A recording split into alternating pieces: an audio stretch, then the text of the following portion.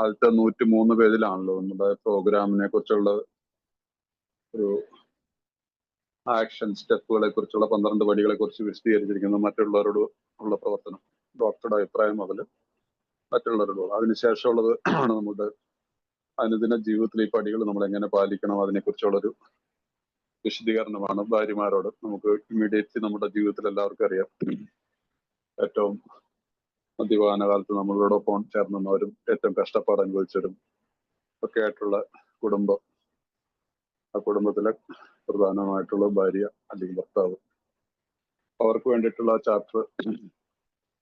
അതിനുശേഷം നെക്സ്റ്റ് ബാധിക്കുന്നത് പിന്നീടുള്ള കുടുംബം എന്നുള്ള ചാപ്റ്ററിൽ ഫാമിലി ആഫ്റ്റർവേർഡ്സ്, നമ്മുടെ കുടുംബത്തിലുള്ള മറ്റാളുകളെ എങ്ങനെ ബാധിക്കുന്നു, അവരെന്താണ് ഒരു മദ്യപാനിയെ കുറിച്ച് എന്തൊക്കെ അറിഞ്ഞിരിക്കണമെന്നും അത് വളരെ ഇമ്പോർട്ടന്റ് ആണ്. ആ എല്ലാം ഇമ്പോർട്ടന്റ് ആണ്, ഇമ്പോർട്ടന്റ് അല്ലാത്ത ഒന്നുമില്ല അതിനകത്ത്. അപ്പൊ ആ ചാപ്റ്റർ അതിനുശേഷം പിന്നീട് നമ്മുടെ വരുന്നതിനാണ് നമ്മുടെ ജീവിതത്തില് ജീവിത മേഖല. അത് ജോലി സ്ഥലമാണ്, അല്ലെങ്കിൽ നമ്മൾ സ്വന്തം ബിസിനസ് ഉള്ളവരാണെങ്കിൽ അവരിൽ ഒക്കെ അറിഞ്ഞിരിക്കാൻ വേണ്ടിയിട്ടാണ് ഇതല്ല. അപ്പൊ എൻ്റയർ ആയിട്ടുള്ള ഒരു പാക്കേജാണ്. അപ്പൊ അതിനകത്ത് അതുകൊണ്ടാണ് ഇതുവരെ ഇത്രയും ഒന്നാമത്തെ ഫസ്റ്റ് എഡീഷൻ മുതൽ ഈ ലാസ്റ്റ് ഈ 4th എഡീഷൻ വരെ യാതൊരു മാറ്റവും ഒരക്ഷരം പോലും വള്ളി മാറ്റാതെ ബിഗ് ബുക്കിനെ കാത്തു സൂക്ഷിച്ചിട്ടില്ല. പിന്നീടുള്ള ചാപ്റ്ററുകളിലും സ്റ്റോറികളിലും ഒക്കെ വ്യത്യാസങ്ങളുണ്ട്. ചില സ്റ്റോറികൾ മാറ്റിയിട്ടുണ്ട്. ഇപ്പൊ മൂന്നാമത്തെ 3rd എഡീഷനിൽ നമ്മുടെ ഒരു ഇന്ത്യക്കാരനായിട്ടുള്ള ഒരാളുടെ സ്റ്റോറി ഉണ്ടായിരുന്നു. ഇപ്പൊ 4th എഡീഷൻ ഉള്ളവരത് മാറ്റി. ഇപ്പൊ പ്ലെയിൻ ലാംഗ്വേജ് ബിഗ് ബുക്ക് എന്ന് പറഞ്ഞിട്ട് ബിഗ് ബുക്കിന്റെ വേറൊരു വെർഷൻ ഇറങ്ങിയിട്ടുണ്ട്. അതിനകത്ത് കാര്യമായിട്ടുള്ള അതിനകത്ത് ഇതുള്ളൂ, ഈ 164 പേജിന്റെ ഒരു വെർഷനാണ് കൊടുക്കുന്നത്. പിന്നെ അതിനകത്ത് കുറച്ച് വാക്കുകളുടെ അർത്ഥങ്ങളും ഇതൊക്കെ ആയിട്ടുള്ള ചെറിയ വ്യത്യാസങ്ങളുള്ളൂ. പക്ഷെ എന്റെ പ്രോഗ്രാമിനെ സംബന്ധിച്ചുള്ള ഒരു വള്ളി മാറ്റങ്ങളും ചെയ്തിട്ടില്ല. സോ അതാണ് ഇതിനകത്തൊരു, അതിൻ്റെ അകത്ത് വരുന്ന അവസാന ഭാഗത്തേക്ക് വരുമ്പോഴുള്ളൊരു ആണ് തൊഴിൽ ഉടമകളോട്. അതിന് ശേഷമാണ് ഇനി നമുക്ക് അടുത്ത ആഴ്ച മുതൽ ചിലപ്പോൾ ഇന്ന് സമയമുണ്ടെങ്കിൽ നിങ്ങൾക്ക് വേണ്ടി ഒരു വീക്ഷണം എന്നോടുള്ള ചാപ്റ്ററോടുകൂടി നമ്മുടെ ഈ ബിഗ് ബുക്കിലെ സ്റ്റഡി പഠനം നമുക്ക് അത് ഒരു കുറച്ച് ദിവസം നോക്കി, അതല്ല അതിലേക്ക് പിന്നെ വരാം. അപ്പോൾ കുറച്ച് പേരൊക്കെ ഉണ്ടെന്ന് ഞാൻ വിചാരിക്കുന്നു. അപ്പോൾ അതിന് മുമ്പായിട്ട് ഇന്നത്തെ ഈ ഡെയിലി റിഫ്ലക്ഷനെ കുറിച്ച് ഒരു ചെറിയൊരു ഇതിനടുത്ത് 5 മിനിറ്റ് അതിനെ കുറിച്ച് സംസാരിക്കുകയാണ്. കാരണം ഇത് ഇന്നത്തെ ഡെയിലി റിഫ്ലക്ഷൻ എല്ലാ ദിവസത്തെയും വളരെ ഇതായിട്ടാണ് എനിക്ക് എന്നും തോന്നിയിട്ടുള്ള. ഓരോ ദിവസം വായിക്കുമ്പോൾ ആദ്യമായിട്ട് വായിക്കുന്ന ഒരു പ്രതീതിയാണ് ഉണ്ടാവാറുള്ളത്. ഒരിക്കൽ പോലും എനിക്ക് തോന്നിയിട്ടില്ല ഇത്രയും വർഷങ്ങളായിട്ട് ഇത് വായിക്കുന്ന ആളുള്ളത് അതുകൊണ്ട് ഇന്നത് വായിക്കണ്ട എന്നുള്ളൊരു തോന്നൽ ഇന്നുവരെ ഉണ്ടായിട്ടില്ല. അത്രയ്ക്ക് മാത്രം മാന്ത്രികമായിട്ടുള്ള ഒരു ശക്തിയുള്ള ഒരു ബുക്കാണ് പ്രതിദിന മന്നങ്ങൾ. അതിനകത്താണെങ്കിൽ നമുക്ക് കഴിഞ്ഞാൽ ത്രൂ ഔട്ട് ഈച്ച് ഡേ എന്ന് പറഞ്ഞിട്ടാണ് ഇംഗ്ലീഷിൽ കൊടുത്തിരിക്കുന്നത്. This is not an overnight matter, it should continue for our lifetime. നമ്മുടെ ജീവിതകാലം മുഴുവൻ നമ്മൾ ചെയ്യേണ്ട ഒരു പ്രക്രിയയാണ് പ്രതിദിന ഡെയിലി നമ്മൾ എടുക്കുന്ന ഒരു inventory. Daily continue to take personal inventory. നമ്മുടെ വ്യക്തിപരമായ കണക്കെടുപ്പ് കണ്ടിന്യൂ ചെയ്ത് പോവുക. അപ്പൊ അതിന്റെ അർത്ഥം തന്നെ നമുക്ക് തുടക്കത്തിൽ തന്നെ മനസ്സിലാവുന്നതാണ്. ശരിക്കും നമ്മളൊരു സ്പോൺസറായിട്ട് ഈ പ്രോഗ്രാം പ്രാക്ടീസ് ചെയ്യുകയാണ്. ആ ഒരു സ്പോൺസർ ഒരു പുതുതായിട്ട് വന്ന ഒരാളാണെങ്കിൽ 1 മാസം 2 മാസം കഴിയുമ്പോഴത്തേക്കും അദ്ദേഹത്തിന്റെ ഒരു ചെറിയൊരു ടിപ്പ് ഈ പ്രോഗ്രാമിൽ വളരെ മനസ്സമാധാനത്തോടെ പ്രാക്ടീസ് ചെയ്യാൻ കൊടുക്കുന്ന ഒരു ടിപ്പാണ്. അന്നത്തെ കണക്കുകൾ എടുത്ത് പോകാൻ കഴിയും. അപ്പോഴത്തേക്ക് അപ്പൊ 10 അപ്പൊ ചിലർക്ക് തോന്നി ഇത് 10ാം പടിയിലല്ലേ ഇത് വരുന്നത്. അങ്ങനെ ഒരിക്കലും കാണരുത്. 10ാം പടിയിൽ എത്തുന്ന വ്യക്തി വേറൊരു രീതിയിലായിരിക്കാം ഇതിനെടുക്കുന്നത്. മനസ്സിലായില്ല? അത് നമ്മൾ പ്രതിദിനമായിട്ടുള്ള ഒരു കണക്കെടുപ്പെടുത്ത് നടക്കാന്ന് പറഞ്ഞാൽ ഇപ്പൊ 3ാമത്തെ പടിയുടെ നമ്മൾ പ്രാർത്ഥനയല്ല, ബോണ്ടേജ് ഓഫ് സെൽഫ്, സ്വാർത്ഥതയുടെ കെട്ടുപാടിൽ നിന്ന് എനിക്ക് മോചനം തരിക എന്നല്ലേ ആ പ്രാർത്ഥന പറയുന്നത്. So relieve me from the bondage of self. ഇംഗ്ലീഷിൽ അത് ബോണ്ടേജ് എന്നുള്ള വാക്കിന് കുറച്ചുകൂടെ ഒരു പഞ്ചുണ്ട്. അപ്പൊ നമ്മളുടെ എല്ലാം പ്രശ്നം നമ്മുടെ സ്വാർത്ഥതയിൽ നമ്മൾ സ്വന്തം സ്വകേന്ദ്രീകൃതമായിട്ടുള്ളൊരു ജീവിതമാണ് നമുക്കുള്ളത്. അപ്പൊ അതുകൊണ്ടാണ് ഏറ്റവും ഇതെങ്ങനെ പ്രവർത്തിക്കുന്നു എന്നുള്ളതിന്റെ ആ ചാപ്റ്ററിലായിരിക്കണം നമുക്ക് നമ്മളോട് പറയുന്നത്. തന്നിൽ തന്നെയുള്ള സ്വകേന്ദ്രീകൃതമായിട്ടുള്ളതിന്റെ അവസാനമാണിത്. അതിന് നമ്മൾ ഉപേക്ഷിച്ചാൽ മതിയാവുള്ളൂ. ആ സെൽഫ്, ഞാൻ എൻ്റെ എനിക്കെന്നുള്ള കാഴ്ചപ്പാടിനെ ഒഴിവാക്കാനായിട്ട് നമുക്ക് സാധിക്കണമെങ്കിൽ അന്നന്നത്തെ കണക്കെടുത്ത് പോയാലേ പറ്റുള്ളൂ. അപ്പൊ അതുകൊണ്ടാണ് ഈ ശീലം നമ്മൾ തുടക്കത്തിലെ ശീലിച്ചു വന്നു കഴിഞ്ഞാൽ നമുക്ക് പിന്നീട് അത് അവസാനത്തെ ഇന്നത്തെ പറയുന്നില്ലേ, it means through out each day. അപ്പൊ അതൊരു ശീലമായാൽ മാത്രമാണ് നമുക്കിത് എന്നും ഇത് പ്രാക്ടീസ് ചെയ്ത് പോകാൻ പറ്റുള്ളൂ. എന്നും പ്രാക്ടീസ് ചെയ്യേണ്ടതാണ്. അതായത് ഈ ഒരു പ്രക്രിയയിൽ കൂടി നമ്മുടെ ജീവിതത്തിലെ ഓരോ ദിവസത്തെ കുറിച്ചുള്ള പോരാത്തിന് ഇത് എൻ്റെ നമ്മൾ ഇതുവരെ ചെയ്തിട്ടുള്ള പടികളെ കുറിച്ചുള്ള ഒരു ഉദാഹരണം. ഞാൻ എവിടെ നിൽക്കുന്നു എന്നുള്ളത് മനസ്സിലായില്ലേ. ഞാൻ ചില സമയത്ത് നമ്മൾ പ്രോഗ്രാമൊക്കെ പ്രാക്ടീസ് ചെയ്ത് 4ഉം 5ഉം പടിയൊക്കെ ചെയ്ത് 6ഉം 7ഉം ഒക്കെ പടി ചെയ്ത ഒരാളെ പോലും ചില സമയത്ത് നമ്മൾ പ്രതികരിക്കുന്ന രീതി വളരെ മോശമായിട്ട്, വളരെ തരം താണ ലെവലിലേക്ക് നമ്മൾ പ്രതികരിച്ചത് വരും. സ്വന്തം വീട്ടിൽ പോലും ഭാര്യയോട് വേണമെങ്കിലും വളരെ മോശമായിട്ടുള്ള വാക്കുകൾ ഉപയോഗിച്ചിട്ട് സംസാരിക്കും. നമ്മുടെ ജോലി സ്ഥലത്തോ അല്ലെങ്കിൽ പൊതുസ്ഥലങ്ങളിൽ പോലും നമ്മൾ ബിഹേവ് ചെയ്യുന്ന രീതി മാറിപ്പോകും.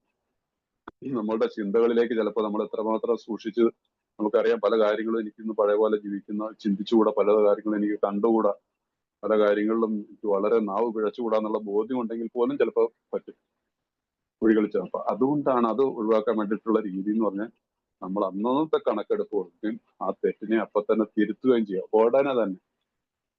അത് പിന്നെയല്ല, നമ്മൾ 4ാമത്തെ പടിയിൽ ധാർമ്മിക നിലവാരം വിലയിരുത്തി അതിനുശേഷം നമ്മൾ അതൊരു ഇതുവരെ ആ സമയം വരെയുള്ള എല്ലാ കണക്കെടുക്കും. ഇത് അതല്ല, അന്നത്തെ കണക്കെടുപ്പ് ദിവസവും എടുത്തു പോവുക. ഞാൻ നിങ്ങളോടും പറയാം, അങ്ങനെ ഒരു പ്രാക്ടീസ് ചെയ്യാത്തവർ ആരെങ്കിലും ഉണ്ടെങ്കിൽ അത് ഇന്നു മുതൽ ആരംഭിക്കുക. ഇന്ന് ഞാൻ എപ്പോ ഞാൻ ആരെ കണ്ടു, ആരോടൊക്കെ സംസാരിച്ചു, ജോലി സ്ഥലത്ത് എന്തായിരുന്നു, ഞാൻ ഓൺ ദ വേയിൽ ഞാൻ ആരെ കണ്ടു, ആരോടെങ്കിലും ചീത്ത പറഞ്ഞു, വഴക്കുണ്ടാക്കിയോ, ഇല്ല ആരെ കൊണ്ട് എന്റെ ഉള്ളിലേക്ക് വിദ്വേഷം എന്ന മഹാവിപത്ത് വന്നു. നമുക്ക് പറയുന്നില്ല, വിദ്വേഷമാണ് പ്രധാന ശത്രു. എല്ലാ മനുഷ്യരുടെ എല്ലാ മതികളിലുള്ള ഏറ്റവും വലിയ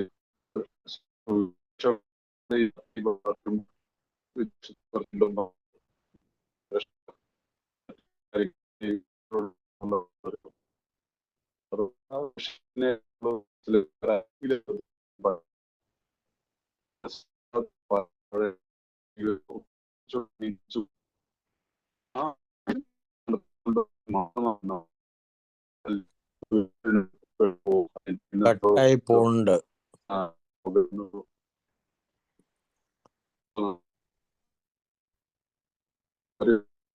കട്ടായി പോകുന്നുണ്ട്. ഞാനോടത്ത് എന്റെ ഒന്നും കേൾക്കുന്നില്ല എന്ന് പറ. ഞാൻ മിണ്ടായിരുന്നു, കേട്ടില്ല. അയ്യോ പോയാ വരും. റേഞ്ച് പോയതായിരിക്കും. കേൾക്കാവോ? ഇപ്പൊ കേക്കാം. അതെ. കേക്കാം. അത് ഞാൻ നെറ്റ്വർക്ക് മാറ്റിയിട്ടു.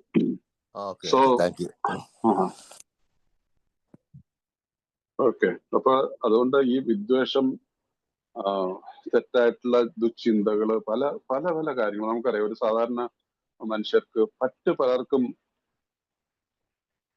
കഴിക്കാൻ പറ്റുന്ന പലതും നമുക്ക് പറ്റത്തില്ലെങ്കിൽ മറ്റു പലർക്കും സാധാരണ ആളുകൾ ചിന്തിക്കുന്നതാണ്.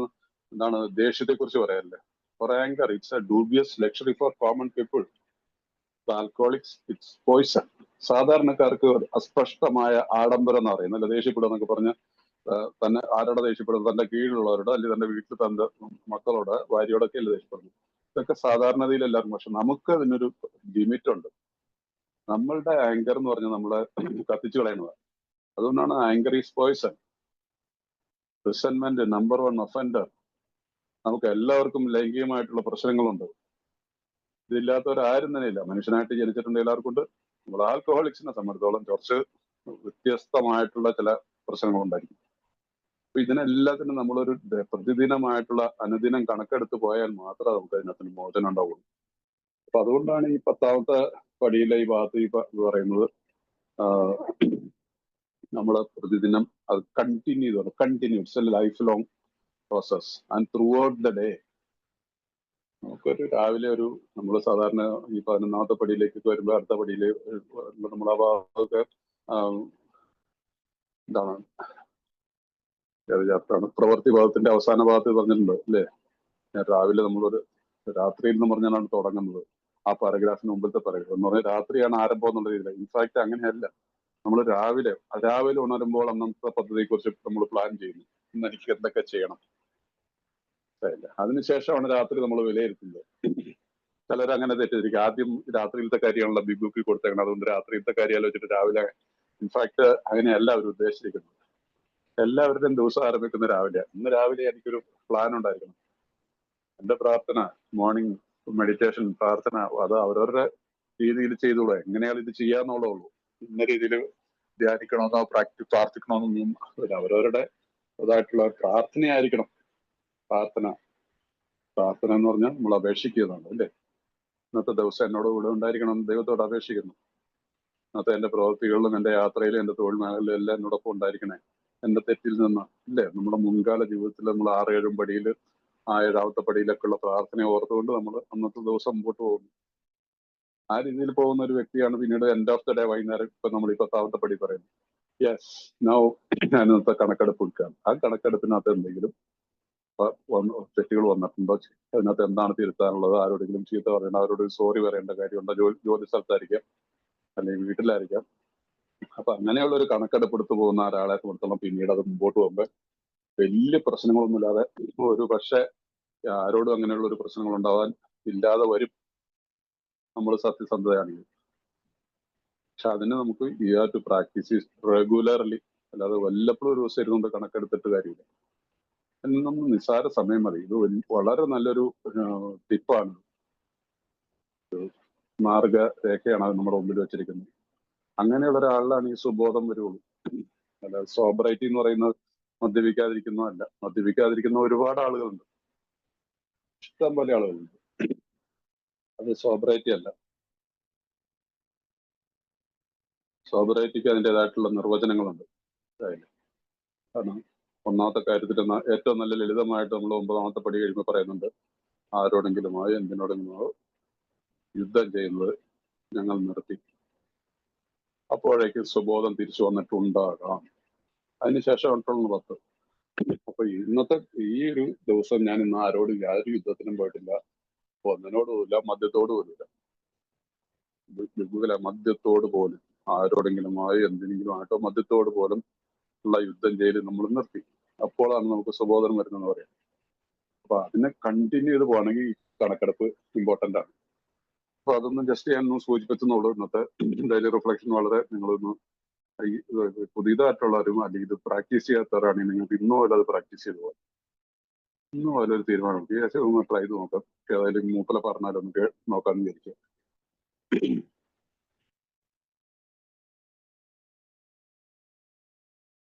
ഇവിടെ തണുപ്പ് ചെറുതായിട്ട് ആരംഭിച്ചു. അതിൻ്റെതായിട്ടുള്ളൊരു അലർജി ഉണ്ട്, അതുകൊണ്ട് ചുമക്കുന്നത്. സോറി. സോ ഇപ്പൊ നമുക്ക് ഈ കഴിഞ്ഞ ആഴ്ച നമ്മൾ പറഞ്ഞു നിർത്തിയത് ബിഗ് ബുക്കിൽ തൊഴിലുടമകളോടെന്നുള്ള ചാപ്റ്റർ. ആ ചാപ്റ്ററിന്റെ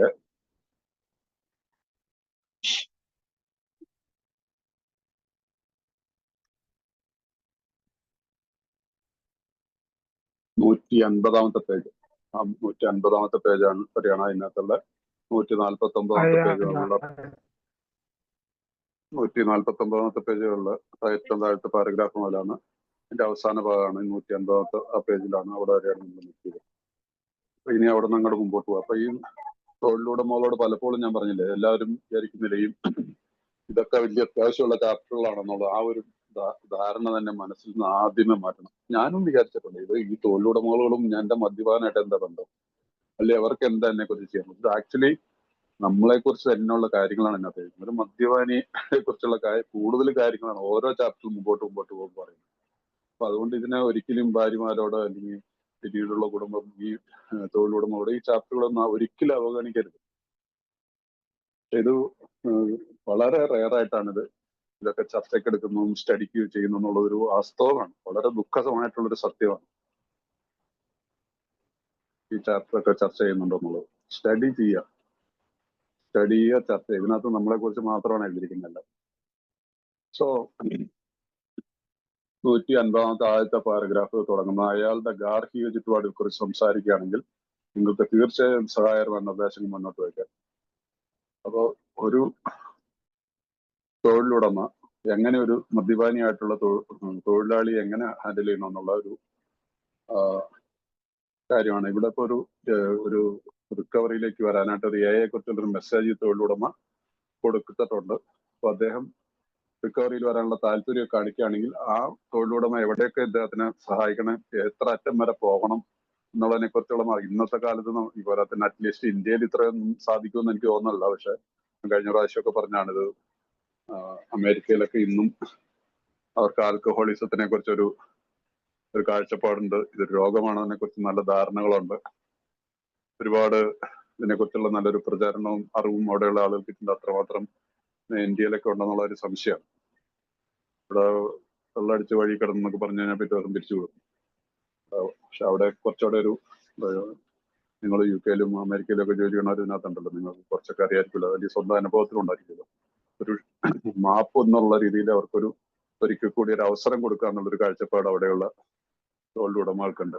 അപ്പൊ അതുകൊണ്ട് ആ കാലത്തുള്ളൊരു ശരിയാണ്. പക്ഷെ അതിനകത്ത് മദ്യപാനിയുടെ കാര്യങ്ങളെ കുറിച്ച് ഇതിനകത്തൊന്നും അന്നും ഇന്നും ഒരു മാറ്റമില്ല. അത് മുമ്പോട്ട് വന്നാൽ നമുക്ക് കുറച്ചുകൂടെ മനസ്സിലാവും. അയാൾ ബിസിനസ് സംബന്ധമായ നുണക്കഥകളോ അഥവാ തന്റെ സഹപ്രവർത്തകരുള്ള കുറ്റപ്പെടുത്തലുകളോ നടത്താത്തിടത്തോളം കാലം നിങ്ങൾക്ക് അയാളുമായി തുറന്ന് സംസാരിക്കാൻ കഴിയും. ഇത്തരത്തിലുള്ള ഒരു തൊഴിലാളിയെ സംബന്ധിച്ചോളം അപ്രകാരമുള്ള ഒരു മനോഭാവം അയാൾ അവസാനിക്കാത്ത തരത്തിലുള്ള നിങ്ങളോട് കൂറുന്നില്ലുണ്ട്.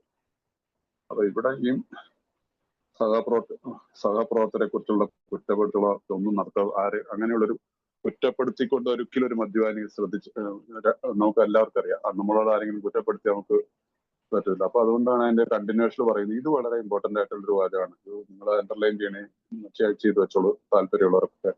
അമിത മദ്യപാനാസക്തരായ ഞങ്ങളുടെ ഏറ്റവും വലിയ ശത്രുക്കൾ വിദ്വേഷം 1, അസൂയ 2, ശത്രുത, അസ്വസ്ഥത, ഭയം എന്നിവയാണ്. ഇതിനു മുമ്പ് ഇത്രയും വാക്കുകൾ ഒന്നിച്ച് ബിഗ് ബുക്കിൽ കൊടുത്തിട്ടില്ല. അപ്പൊ ഈ ചാപ്റ്ററിന്റെ ഒരു ഇമ്പോർട്ടൻസ് മനസ്സിലാകും. ഇത്ര വലിയൊരു അറിവാണ് നമുക്ക് തരുന്നത്. അമിത മദ്യപാനാസക്തത ഞങ്ങളുടെ ഏറ്റവും വലിയ ശത്രുക്കൾ വിദ്വേഷം, റിസന്റ്മെന്റ്, അസൂയ, ജലസി, ശത്രുത, എൻവി, അസ്വസ്ഥതയ്ക്ക് എന്താ പറയുന്ന ഒരു ഇംഗ്ലീഷിൽ ഫ്രസ്ട്രേഷൻ. കാരണം അമിത മദ്യപാനാസക്തരായിട്ടുള്ള എല്ലാവരും ആരെങ്കിലും മനസ്സമാധാനമായിട്ടിരിക്കുന്നത് കണ്ടിട്ടുണ്ടോ? അത് റിക്കവറിയിൽ വരുന്ന ആദ്യകാലങ്ങളിൽ ഈ ഇതൊക്കെ ഏറ്റവും കാരണം ഇതൊക്കെ വരുമ്പോഴാണല്ലോ ആളുകൾ പോയി മദ്യപിക്കുന്നത്. പിന്നെ ഭയം ആക്ച്വലി ഇത് പല ഭയവും നമ്മളുടെ റിയൽ അല്ല, നമ്മൾ തന്നെ ക്രിയേറ്റ് ചെയ്യുന്ന തെറ്റായിട്ടുള്ള മുൻവിധികളിൽ പെട്ടിട്ട് ഏറ്റവും നാശത്തിലേക്ക് പോയിട്ടുള്ള മദ്യപാനികളാണെന്നുള്ളത് നമ്മുടെ ബിഗ് ബുക്കിൽ പറഞ്ഞിട്ടുണ്ട്. തെറ്റായിട്ടുള്ള മുൻവിധികളുടെ ഫലമായിട്ടാണ് പലപ്പോഴും വിദ്വേഷം വരുന്നത്. എനിക്കൊരാളോട് ഒരു വിദ്വേഷം വരാനായിട്ടുള്ള കാരണം എന്റെ മനസ്സിൽ ഞാൻ ക്രിയേറ്റ് ചെയ്യുന്ന അവൻ അങ്ങനെ പറഞ്ഞിരിക്കുക, അവൻ ഇങ്ങനെ ചിന്തിക്കുന്നുണ്ടാകും, അവനായിരിക്കാം അത് പറഞ്ഞത്, ഇങ്ങനെയൊക്കെയുള്ള ചിന്തകൾ കൂടിയാണ് അത് വരുന്നത്. അതുപോലെ തന്നെ ഈ അസൂയ ഏറ്റവും വലിയൊരു നമ്മൾ ആരെങ്കിലും ചിന്തിക്കാറുണ്ട്. ഇത് കോമൺ ആണ്. ഇത് എനിക്ക് എല്ലാവർക്കും ഉള്ളതാണെന്നാണ് പറയുന്നത്. ഇത് തമ്പിക്ക് മാത്രമല്ല, ഈ മീറ്റിംഗിൽ ഇരിക്കുന്ന അമിത മദ്യപാനാസക്തത എല്ലാവർക്കും ഉണ്ടാവാൻ സാധ്യതയുണ്ട്. അത് അവരൊരു തീരുമാനിക്കും എനിക്ക് തോന്നുന്നുള്ളത്. ഈ ബോധ്യം നമുക്ക് വന്നു കഴിഞ്ഞാൽ നമുക്ക് എന്താണ് നമ്മുടെ പ്രോഗ്രാം പറയുന്നത്? അഡ്മിറ്റിംഗ് ദ ട്രൂത്ത്, സത്യത്തെ അംഗീകരിക്കുക. യെസ്, എനിക്ക് വിദ്വേഷമുണ്ട്, എന്നിൽ അസൂയുണ്ട്, എന്നിൽ ശത്രുതയുണ്ട്, ഞാൻ അസ്വസ്ഥതയാണ് പലപ്പോഴും, എനിക്ക് ഭയവുമുണ്ട്. ഇതിനെ അംഗീകരിച്ചാൽ മാത്രം മതി. ഇതിനെതിരായിട്ടാണ് നമ്മൾ പറയുന്നോ, എനിക്ക് അങ്ങനെ ആരോടും വിദ്വേഷമൊന്നുമില്ല, എനിക്ക് ആരോടും അങ്ങനെ അസൂയ തോന്നാറില്ല, എനിക്ക് ആരോടും ശത്രുത തോന്നാറില്ല, ഞാൻ അസ്വസ്ഥനല്ല, എനിക്ക് ഭയമില്ല. ആ ഒരു തോന്നലിന് നമ്മൾ മാറ്റിവെക്കണം. ഇതുണ്ട്, അതുകൊണ്ട് ഇല്ലാത്തതൊന്നും നമ്മുടെ ബുക്കിൽ പറഞ്ഞിട്ടില്ല. ഈ തുടക്കത്തിൽ തന്നെ ഈ ഡോക്ടറുടെ അഭിപ്രായത്തിൽ ഡോക്ടർ വളരെ ഭംഗിയായിട്ടുണ്ട്. വി ആർ റെസ്റ്റ്ലെസ്, ഇവിടെ പറയുന്ന അസ്വസ്ഥത അല്ലേ, മുൻചൂണ്ടി അസ്വസ്ഥത, ഇറിറ്റബിൾ ആൻഡ് ഡിസ്കണ്ടന്റ്, അസംതൃപ്തര്. ഈ ഇതിനോട് അനുബന്ധപ്പെട്ടിട്ടുള്ള കാര്യങ്ങളാണ് ഈ പറയുന്നതെല്ലാം തന്നെ. RID ഫാക്ടർ എന്ന് നമ്മൾ സാധാരണ പറയാറുണ്ട്. RID ഫാക്ടറിന്റെ വേറൊരു വകഭേദം കുറച്ചുകൂടി എക്സ്പ്ലെയിൻ ചെയ്ത് തന്നിരിക്കുന്നതാണ് ഈ കാര്യങ്ങൾ. ഇത് സ്വയം ചിന്തിക്കുക, ഇതെനിക്കുണ്ടോ, എനിക്ക് ആരോടെങ്കിലും എൻ്റെ ജോലി സ്ഥലത്തോ അല്ലയോ എവിടെയെങ്കിലും കുടുംബത്തിൽ പോലും സ്വന്തം വീട്ടിൽ പോലും ചിലപ്പോ സ്വന്തം ചേട്ടനോടോ സ്വന്തം മക്കളോട് പോലും അസൂയ തോന്നുന്ന ചില മാതാപിതാക്കന്മാരെ കാണും. മനസ്സിലായില്ലേ? ഇത് അവരവര് ചിന്തിച്ചു നോക്കുക. അപ്പൊ ഇത് വളരെ ഇമ്പോർട്ടന്റ് ആയിട്ടുള്ളൊരു ലൈനാണിത്. നിങ്ങളത് ഹൈലൈറ്റ് ചെയ്ത് വെക്കുക ചെയ്താൽ നിങ്ങൾക്ക് അത് പ്രയോജനപ്പെടുക. എപ്പോഴെങ്കിലും ആർക്കെങ്കിലും നിങ്ങൾക്ക് പറഞ്ഞു കൊടുക്കാനും പറ്റും. ബിസിനസ് സംബന്ധമായ ആളുകൾ ഒത്തുചേരുമ്പോൾ അവിടെ വഴക്കുകൾ അതിൽ നിന്നുള്ളാകുന്ന ചില ബിസിനസ് രാഷ്ട്രീയങ്ങളിലൊക്കെ ഒരളവോളം ഉണ്ടാകും. ചിലപ്പോഴൊക്കെ അമിത മദ്യപാനാസക്തരായ ഞങ്ങളിൽ പലരുടെയും ചിന്ത മറ്റുള്ളവർ ഞങ്ങളെ താഴോട്ട് വലിച്ചു പിടിക്കാൻ ശ്രമിക്കുന്നവരാണ്. പക്ഷെ ചിന്തയാണത്, ഇതൊരു ചിന്തയാണ്. ഒരുപക്ഷെ റീലാവണമെന്നില്ല, ചിലപ്പോൾ റീലും ആവാം. മനസ്സിലായില്ലേ? റീലും ആവാം, ഇമാജിനേഷനും ആവാം. പലപ്പോഴും ഇത് ഒട്ടും ശരിയായിരിക്കണം. അതാണ് പലപ്പോഴും ഇത് ഒട്ടും ശരിയായിരിക്കണമെന്നില്ല. It's not real maybe. പക്ഷെ നമ്മുടെ ഉള്ളിലേക്ക് നമ്മൾ ഇരിക്കാനോ അവൻ എനിക്ക് വേണ്ടിയിട്ട് എനിക്ക് പണി തരും. നമ്മുടെ നാടൻ മലയാള ഭാഷ പറഞ്ഞത് അവനാണ് എനിക്ക് പണി തന്നുകൊണ്ടിരിക്കുന്നത്. നമുക്ക് വേറെ ഏതെങ്കിലും രീതിയിലായിരിക്കും നമ്മുടെ ജോലി സ്ഥലത്തൊക്കെ പ്രഷർ ഉണ്ടാവുന്നത്. പക്ഷെ നമ്മൾ വിചാരിക്കുന്ന അവനാണ് നമുക്ക് പണിയണേ. അല്ലെങ്കിൽ അവനും ബോസും കൂടെ പലപ്പോഴും സംസാരിക്കണുണ്ട്, എന്നെ നോക്കാറുണ്ട് ബോസ്. ആ രീതിയിലുള്ള ഇതൊക്കെ ആക്ച്വലി ഇത് റിയൽ ആവണമെന്നില്ല. ഇതാണ് ഒരു ആൽക്കഹോളിക് ഇമാജിനേഷൻ. ഇതുകൊണ്ടാണ് ഇത് ഒട്ടും ശരിയായിരിക്കണമെന്നില്ല എന്നില്ല. അല്ലാന്ന് തീർത്തും പറയില്ല. ചിലപ്പോഴെങ്കിലും നമ്മുടെ കൂടി ഇത്തരം ബിസിനസ് രാഷ്ട്രീയം കളിക്കുന്നവർ കരുവാക്കിയേക്കാം. ചിലപ്പോഴൊക്കെ നമ്മുടെ കൂടി ഇത്തരം, അത് മലയാളത്തിലെന്ന് പറഞ്ഞാൽ ബിസിനസ്സിൽ നമ്മൾ പറയത്തില്ല പൊളിറ്റിക്സ് കളിക്കാൻ പറയത്തില്ല, രാഷ്ട്രീയം കളിക്കാൻ. അതിനെ അങ്ങനെ കാണണം. ഇത് വായിച്ചു കഴിഞ്ഞാൽ നമുക്ക് ശരിക്കും സ്വല്പം മനസ്സിലാക്കാനുണ്ട്. അത് ഇംഗ്ലീഷിൽ വായിക്കുകയാണെങ്കിൽ sometimes we alcoholics have an idea that people are trying to pull us down. Often this is not so at all. But sometimes our drinking will be used politically. അപ്പൊ ഞാനൊരു മദ്യപാനി ആയതുകൊണ്ട് അവിടെ ചിലര് ഒരു ജോലി സ്ഥലത്ത് ഒരു രാഷ്ട്രീയം കളിക്കുന്ന രീതി ഉണ്ടാവും. ആ രീതിയിൽ ഇതിനെ മനസ്സിലാക്കുക കേട്ടോ. എന്റെ അമിത മദ്യപാന രോഗിയായിരുന്ന ഒരു സുഹൃത്തിന്റെ കുടിയെക്കുറിച്ചുള്ള കാര്യങ്ങൾ പറഞ്ഞ് കളിയാക്കുമായിരുന്ന ദ്രോഹബുദ്ധിയുള്ള ഒരാളുടെ ഉദാഹരണം എന്റെ മനസ്സിലേക്ക് വരുന്നു. ഇത്തരം മാർഗങ്ങളായ കൗശലപൂർവ്വം കഥകൾ പ്രചരിപ്പിക്കുകയായിരുന്നു. മറ്റൊരാളുടെ കാര്യം ഇങ്ങനെയായിരുന്നു. ഒരു അമിത മദ്യപാന രോഗി ചികിത്സയ്ക്കായി ആശുപത്രിയിൽ പ്രവേശിക്കപ്പെട്ടു. ആദ്യമൊക്കെ അതാരും അറിഞ്ഞില്ല. പക്ഷെ വളരെ പെട്ടെന്ന് ഇക്കാര്യം എല്ലാവർക്കും ഇടയിൽ പാട്ടായി. സ്വാഭാവികമായി ഇത്തരം ഒരു അവസ്ഥ അയാളുടെ രോഗമുക്തിക്കുള്ള സാധ്യതയില്ലാതായി. ജോലി സ്ഥലത്തുള്ള ചില കാര്യങ്ങൾ വരുന്നു. ചിലർ ആൽക്കഹോളിക് അല്ലാത്ത ആളുകൾ എവിടെയെങ്കിലും ഒരു ട്രീറ്റ്മെന്റിന് പോയി എന്ന് പറഞ്ഞു കഴിഞ്ഞാൽ അവര് ആദ്യം പറയുന്ന അവന് പിടിച്ച് പൂട്ടി എന്ന് പറയും. നമ്മുടെ നാട്ടിലൊക്കെ പറയുന്ന ഒരു ഭാഷ. അവനെ പിടിച്ചകത്താക്കി പ്രാവശ്യം ഇടയ്ക്ക് ഒരു 3 മാസം 6 എന്നിട്ട് അവർക്കൊരു സുഖം അങ്ങനെ പറയുന്നു. ഒരാളെ ഇകഴ്ത്തി കാട്ടുക എന്നുള്ളത്. അപ്പൊ അതുകൊണ്ടാണ് അത് അങ്ങനെയുള്ള ഒരു ഇത് വന്ന അയാൾക്കൊരു അങ്ങനെ ഒരു അറിവ് കിട്ടിക്കഴിഞ്ഞാൽ ചിലപ്പോൾ പുറത്തിറങ്ങി കഴിയുമ്പോൾ ഇങ്ങനെയൊക്കെ നാട്ടില് നീ അവിടെ അറിഞ്ഞില്ലേ, നിനക്ക് അല്ലെ ഞങ്ങളുടെ നാട്ടിലൊക്കെ അടുത്തുള്ളതെന്ന് പറഞ്ഞാൽ ഏറ്റവും നമ്മുടെ ഷിബുവിന്റെ ഒക്കെ വീണ്ടുള്ള ഒരു ആശുപത്രിയുടെ ബൈങ്കിൾ ആശുപത്രി എന്നൊക്കെ പറഞ്ഞിട്ട് അവിടെ കൊണ്ടിടുക എന്ന് പറഞ്ഞാൽ എനിക്ക് തന്നെ എറണാകുളം, ഇടുക്കി, കോട്ടയം, തൃശ്ശൂർ, ഒരുവിധമുള്ള ഒരു മധ്യ കേരളത്തിൽ നിന്ന് ഇങ്ങോട്ടുള്ള എല്ലായിടത്തും നിന്നുള്ള ആളുകൾ തിരുവനന്തപുരം അങ്ങോട്ട് പോകാറില്ലെന്ന് എനിക്ക് തോന്നുന്നു. ആലപ്പുഴ സൈഡിൽ നിന്ന് അങ്ങനെയാണുള്ളത് കേൾക്കാറുണ്ട്. എല്ലാത്തിനും കൊണ്ട് അവിടെ ഇടുക. അത് കേൾക്കുമ്പോൾ തന്നെ പൈങ്കുളത്താർന്ന് നിന്ന് കേട്ട് കഴിയുമ്പോൾ തന്നെ ചതുക്ക് ഭ്രാന്ത് പിടിക്കുക. അന്നേരം പണി പോയി രണ്ടാണ്. ഇതെങ്ങനെ അവൻ അറിഞ്ഞില്ലേ? അപ്പൊ ആ ഒരു ചില ആളുകൾ അങ്ങനെ ചെയ്യുന്നവരുണ്ട്. പക്ഷെ അത് തൊഴിലുടമകളായിട്ടുള്ള ആളുകൾ ഇങ്ങനെയുള്ള ഒരാളെ ഒരു ട്രീറ്റ്മെന്റിനെ കൂടുകയാണെങ്കിൽ അതിന് നമ്മുടെ പറയുന്നില്ല ഈ അനാമധേയത്വം കാത്തു സൂക്ഷിക്കുന്ന അനാമധേയത്തെ കുറിച്ച് അല്ലെങ്കിൽ ഇൻഫാക്ട് ഇതൊരു അത് കാത്തു സൂക്ഷിക്കേണ്ട ഒരു ആവശ്യമാണ്. ഒരാൾക്കൊരു ശിക്ഷ കൊടുക്കുന്ന രീതിയിൽ ഒരിക്കലും ഒരു റിക്കവറിയിലേക്ക് വിടുന്ന ഒരാളെ അങ്ങനെ കാണരുത് ഒരിക്കലും. അതുകൊണ്ടാണ് ഈ ഭാഗമൊക്കെ അതുകൊണ്ടാണ് ഈ സ്വാഭാവികം ഇത്തരം ഒരവസ്ഥ അയാളുടെ രോഗത്തിലുള്ള സാധ്യത ഇല്ലാതാക്കി. തൊഴിലുടമയ്ക്ക് ക്രൂരതകളുടെ ഇരകളെ ഇപ്രകാരമുള്ള സംസാരം കൊണ്ട് പല പ്രാവശ്യം രക്ഷിക്കാൻ കഴിയും. തൊഴിലുടമയ്ക്ക് തന്റെ തൊഴിലാളിയുടെ ഒരു അനുകൂലിയായി മാറാൻ കഴിയില്ല. പക്ഷെ ആവശ്യമില്ലാത്ത പ്രകോപനമൊന്നും അന്യായമായ വിമർശനങ്ങളിൽ നിന്ന് അയാളെ രക്ഷിക്കുവാൻ തീർച്ചയായും കഴിയും. അപ്പൊ ഇവിടെ ഭയങ്കരമായിട്ട് ഒരാളെ ഷീൽഡ് ചെയ്യുക എന്നുള്ളതല്ല ഉദ്ദേശിക്കുന്നത്. ഒരാളെ അങ്ങ് സംരക്ഷിച്ച് ഇങ്ങനെ കാത്തു സൂക്ഷിച്ചു നടക്കാനൊന്നുമല്ല പറയുന്നത്. പക്ഷെ അയാളെ രക്ഷിക്കുകയാണെങ്കിൽ രക്ഷപ്പെടുത്താനുള്ള മനസ്സുണ്ടെങ്കിൽ ആ മനസ്സിനെ അറിയുന്നവർ മാത്രം അറിയുക. മനസ്സിലായില്ലേ? അല്ലാതെ ബോസ് അവനെ നമ്മൾ ഇവിടെ ഇതാക്കി ഇവിടെ ട്രീറ്റ്മെന്റിനോട്ടേക്കാണെന്നുള്ള രീതിയിൽ ഒരു അത് പാടില്ല ഒരിക്കലും. സഹായിക്കുകയാണെങ്കിൽ അതിനൊരു അനാമധേയത്വം പോലെയുള്ളൊരു അനോണിമിറ്റി എന്ന് പറയാം. നമുക്കിപ്പോ എളുപ്പത്തിൽ മനസ്സിലാക്കാൻ പറ്റുന്ന ഒരു കാര്യം അനോണിമിറ്റിയാണ്. ആ രീതിയിൽ ഉള്ളൊരു സഹായമാണെങ്കിൽ അതായിരിക്കും നല്ലത്. അതല്ല ഈ നമുക്ക് എല്ലാവർക്കും അറിയാം, നമ്മളെല്ലാം ഇങ്ങനെ പഴുത്തിട്ട് ചാടാനിരിക്കുന്ന കണ്ടീഷൻ, അല്ലെങ്കിൽ കയ്യാലിരിക്കുന്ന തേങ്ങ എന്നൊക്കെ പറയുന്ന രീതിയിൽ ആയിരിക്കുന്ന ആളുകളാണ്. ചെറിയൊരു പ്രകോപനം മതി നമുക്ക്. 4 പേര് നീ അവിടെ ആയിരുന്നു പറഞ്ഞിട്ട് 4 പേർക്ക് നിങ്ങൾ എവിടെ എങ്ങനെ ഇതൊക്കെ അറിഞ്ഞു പറയുമ്പോൾ അപ്പൊ നമ്മൾ പെട്ടെന്ന് മനസ്സിലാക്കുന്ന ഇത് നമ്മുടെ ബോസ് പറഞ്ഞേക്കാണ്, മനസ്സിലായില്ല, അങ്ങനെയല്ല നമ്മൾ വിചാരിക്കത്തുള്ളൂ. അല്ല, അയാളാണല്ലോ നമ്മൾ പറഞ്ഞ് ട്രീറ്റ്മെന്റ് വിട്ടേക്കണം, അല്ലെങ്കിൽ എന്റെ കുടുംബമാണ് കൊണ്ടേക്കണേ. അപ്പൊ ആരായാലും ഈ രീതിയിൽ തൊഴിലുടമകൾക്ക് മാത്രമല്ല എല്ലാവരും അറിഞ്ഞിരിക്കേണ്ട ഒരു കാര്യം. ഒരു മദ്യപാനിയും ഒരിക്കലും ഇങ്ങനെ ആ ഒരു കാഴ്ചപ്പാട് പാടില്ല. അതിന് ശിക്ഷ കൊടുത്തിരിക്കുന്ന പോലെ അത് ഈ പറയുന്ന മുമ്പിൽ പറഞ്ഞ ഈ വിദ്വേഷവും പല കാര്യങ്ങളും അമർഷവും ഇതെല്ലാം കൂടി ഒന്നിച്ച് വന്നിട്ട് അയാൾ പോയി വീണ്ടും കുടിച്ചിരിക്കും. അപ്പൊ അത് സൂക്ഷിക്കണം. ഒരു വർഗം എന്ന നിലയിൽ അമിതാഭ് ബച്ചൻ ചുറുചുറുക്കുള്ള ആളുകളാണ്. അവർ ധാരാളം അധ്വാനിക്കുകയും ധാരാളം വിനോദങ്ങളിൽ ഏർപ്പെടുകയും ചെയ്യും. നിങ്ങളുടെ തൊഴിലാളി അയാളെ പുരോഗതിയിൽ എത്തിക്കണമെങ്കിൽ തന്റെ കഴിവിന്റെ പരമാവധി ഇക്കാര്യത്തിൽ പ്രവർത്തിക്കാൻ തയ്യാറുള്ളവരായി. വളരെ കാലം പറയുന്ന പരിക്ഷീണനാക്കപ്പെട്ടവനും ശാരീരികമായും മാനസികമായ നിലയിലും മദ്യമില്ലാതെ വളരെ നാളുകൾ കഴിഞ്ഞവൻ എന്ന നിലയിൽ അയാൾ വേണ്ടതിലും വേവലാതി കാണിച്ചു എന്നും വരാം. 16 മണിക്കൂർ ജോലി എടുക്കുമെന്നുള്ള അയാളുടെ ആഗ്രഹം നിങ്ങൾക്ക് തടയേണ്ടി വന്നേക്കാം. ശരി. അപ്പൊ ഒരു സമൂഹം, നമ്മൾ ആൽക്കഹോളിക് അനോണിമസ് അംഗങ്ങളായിട്ടുള്ള നമ്മള് അല്ലെങ്കിൽ ഒരു അമിത മദ്യപാനാസക്തിയില് ജീവിക്കുന്ന, അതിൽ നിന്ന് മുക്തി പ്രാപിച്ച നമ്മളുടെ എല്ലാവരിലുള്ളൊരു അല്ലേ തന്നെ ഒരു ഇത് എല്ലാവരെ കുറിച്ചും അറിയില്ല. മദ്യപാനികളായിട്ടുള്ള നമ്മളെ കുറിച്ചൊക്കെ പൊതുവെ പറയുന്നത് എന്താണ്? ഭയങ്കര കഴിവുള്ള ആളാന്ന് പറയൂല്ലേ?